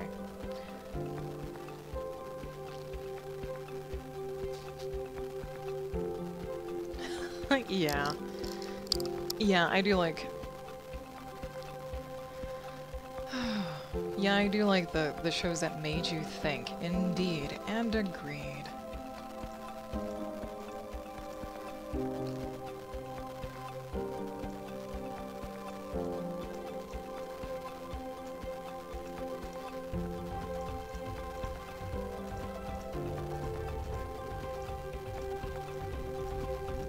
Like, I really wish they kind of did Star Trek Voyager. I wish it was written a little differently than what it was, because there was so much they could have done, just in terms of the relationship of the people on that ship. And, yeah.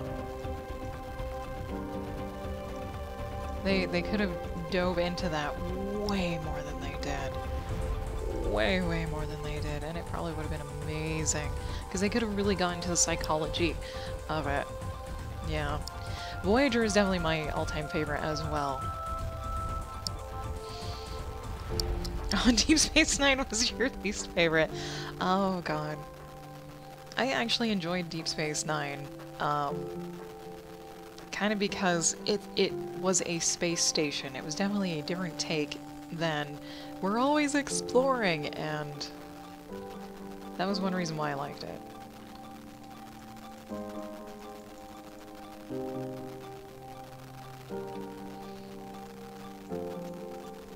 Like, yes, everyone could have done things a little bit differently to make it a little more palatable, a little better, but yeah, it was stationary. I actually enjoyed that it was stationary and everything came to them. But they were like stationary on the frontier. That's the thing. It's like, they were literally the frontier station.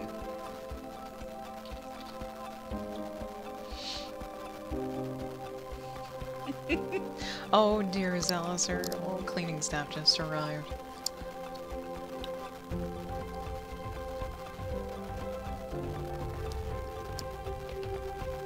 You can do it. We believe in you.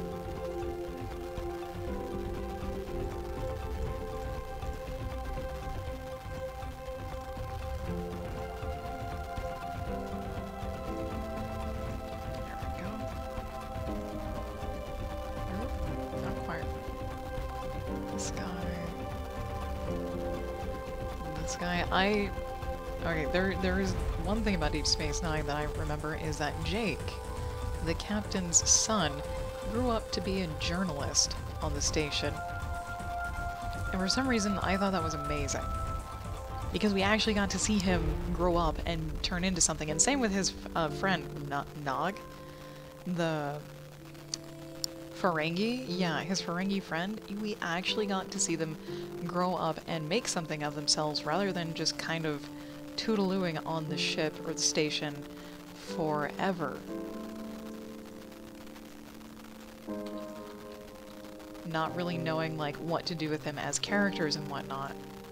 Oh god, did I mind all the gaps? Oh, yes, I did.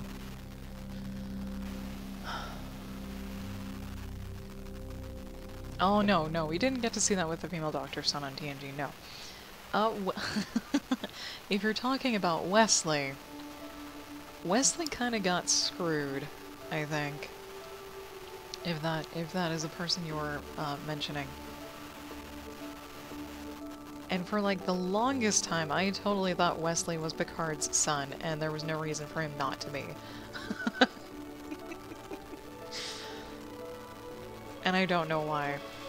Wishful thinking? I don't know. Yeah, Wesley totally got kicked in the junk, basically. I didn't actually, like...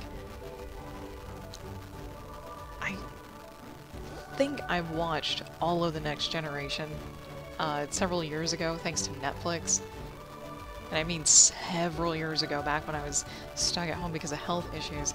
And I don't even remember hardly any of the episodes that he was in, but like he was on his way to becoming like a pilot on the ship. And then they either didn't know what to do with him, or he didn't something happened and he literally turned into the Time Lord and disappeared forever, instead of letting him growing up to be a person of his own. But that's part of the writing, I guess, that went into it. I know nothing. We could actually ask Will Wheaton what happened. If we really wanted to.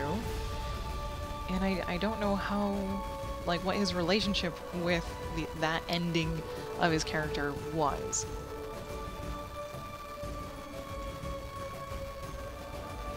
And he probably still gets bothered about it, like, to this day, I'm sure.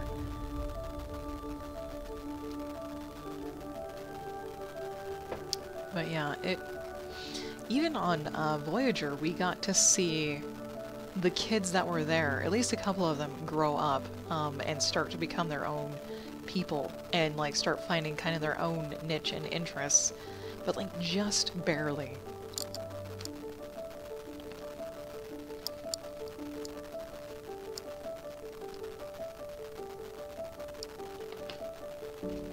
Like the little girl that Neelix took care of. Or not took care of, but helped teach her. He was like the godfather. Man, it's been years since I've seen Star Treks.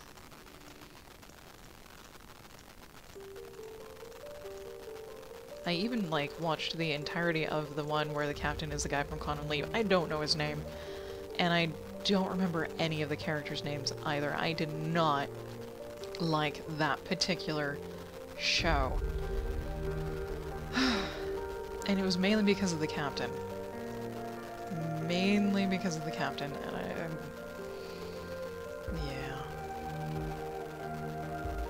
Oh, it looks like Zalisar finally got out of there.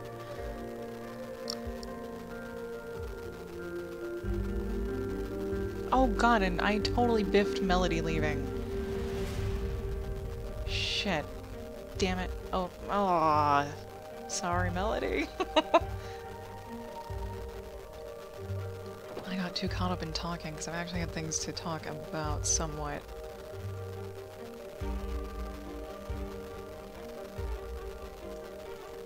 I'm like kind of pouty now, damn it. Oh, it's okay. Totally fine. Although I do apologize when I do miss chat. It sucks.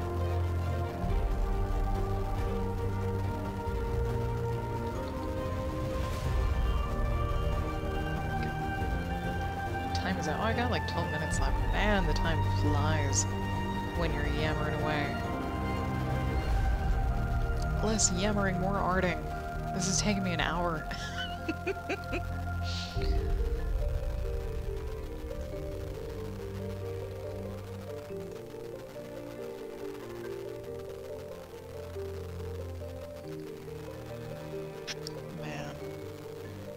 Speaking, just to talk some more and fill the void, is speaking of kids and growing up, I seriously have wanted a game that's not Fallout, because it doesn't do the whole thing that I want it to do, where you start as a kid and you are truly level 0 or level 1. Now, I know that would be weird. Or if you start a game as an adult, you would actually be a level to reflect that. And I kind of tried to do that in Skyrim last year or the year before, probably the year before, and I documented like the whole damn thing. And it's not really documented, I kind of wrote a journal to go along with this character, where I would play the game for an hour. And then I would stop, and I had recorded that hour, and then I would rewatch it and type out the whole story, everything that happened, and maybe put in a few little extra details that the game didn't allow for and things like that. But I wanted to play the game as if you were already an adult and somewhat knowledgeable in the class that you chose, and I chose to be a mage, so I was like level 16 thanks to mods or console commands, before the game even started.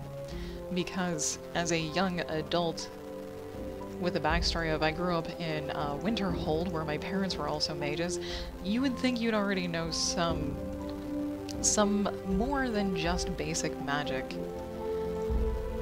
And that actually made the game more difficult to play for some reason. And that particular run-through was going to be a series of characters that if I died in the game, they were permadead.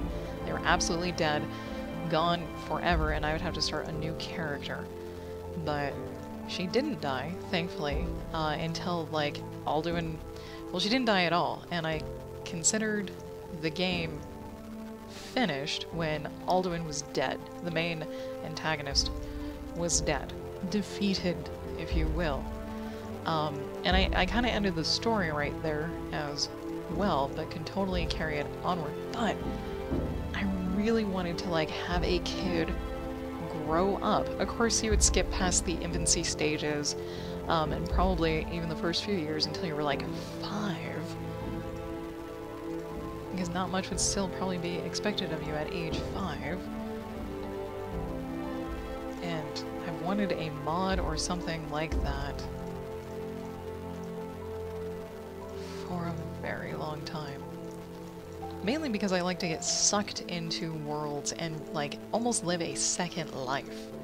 That's kind of how that playthrough of the mage was like, is I got to live a second life an hour at a time and document it. And it was a shit ton of work, but it was a lot of fun. Because, like, yeah, I think it definitely took more than 1 hour to write out that 1 hour of gameplay. I think it took like 3 hours for every 1 hour of gameplay.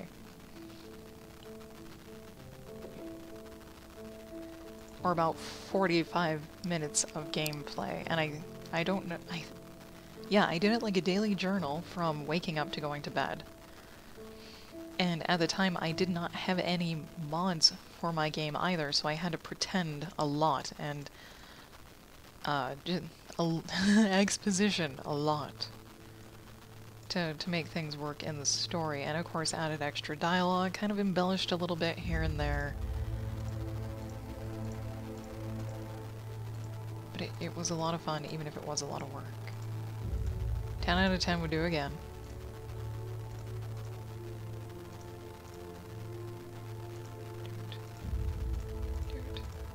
I totally lost my train of thought. Don't know where I was going with this. Damn it. I hate it when that happens. Other than, it would be really cool to have a mod where you start as a kid in, like, basically Skyrim, because that's the only game I can really not compare to, but think of.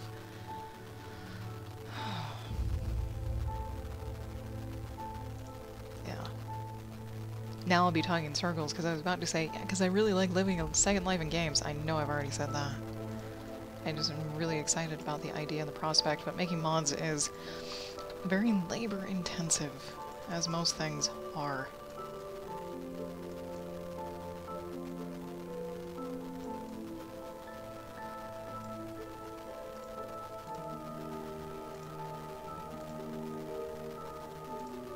There we go. Kind of. There we go, okay. The dithering is real.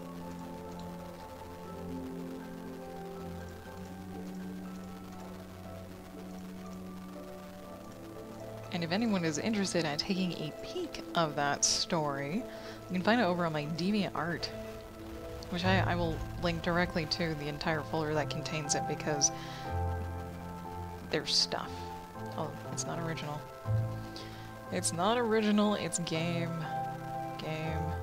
arts and writings, there we go. Yep. I think it's Lady Boone. Yeah, Child of Skyrim Mage, just for funsies. I think most people read the last chapter and go, yeah, it was okay. And that's about it. But if you've got nothing to read and you don't mind reading really shitty long fan fictions based literally off of the gameplay that I played, go for it.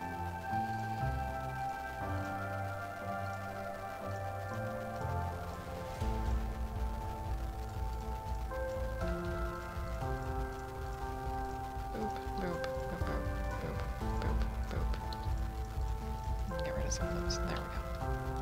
I do want to finish out these things, which I only have 5 minutes to do, so oh my god, get my button gear. There we go. Onward! I don't know how quickly I can work without making it sloppy. Thankfully, pixels are very difficult to make sloppy.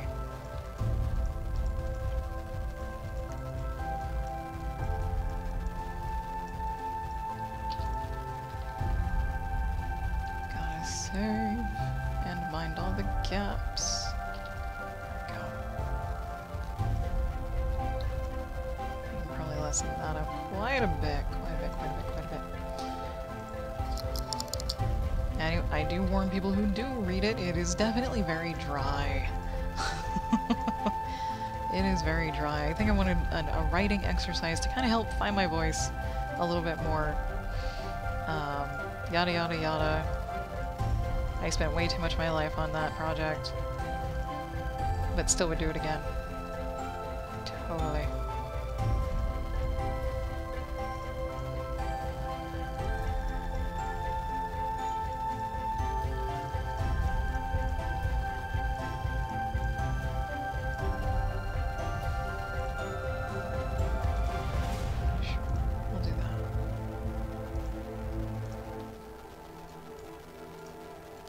This whole thing just gets filled up, doesn't it? It does. That's okay.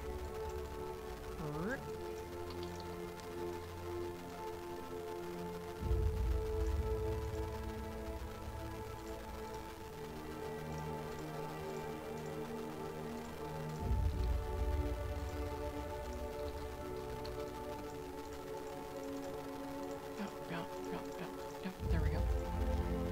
Yoink. Yeah, I think there will be only a little bit of dithering on this one, and that will probably be it, okay. Wink. Or... nah, that's fine, It'll do. It will do.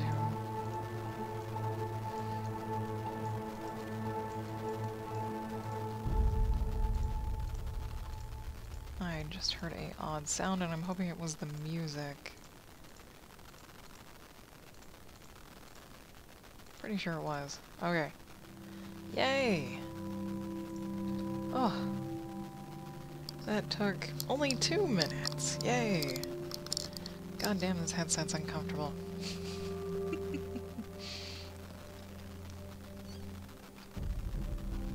Oh, I still got most of my coffee.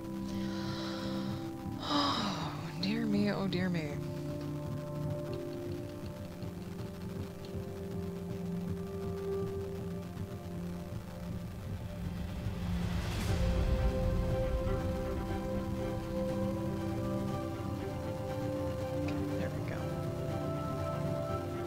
I think I'm actually done for the day. Totally, yep, I'm gonna, so I don't stare at this too much longer, save, and then stare at this gorgeous thing that we did earlier. Awesome. I actually colored an Aquaman. I am mostly happy with that. It is an amazing feeling. Let's see.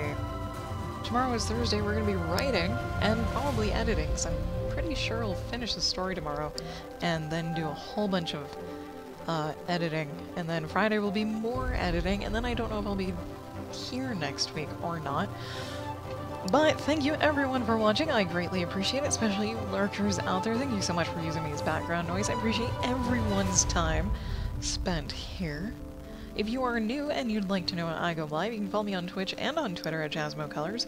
Hit that follow button on Twitch and turn the alerts on so you know when I go live, or you can keep an eye on my Twitter so you know when I go live. You can also subscribe to me on YouTube so you know either when I go live or when this thing gets archived and processed and posted. So, yeah, I will catch you guys all next time.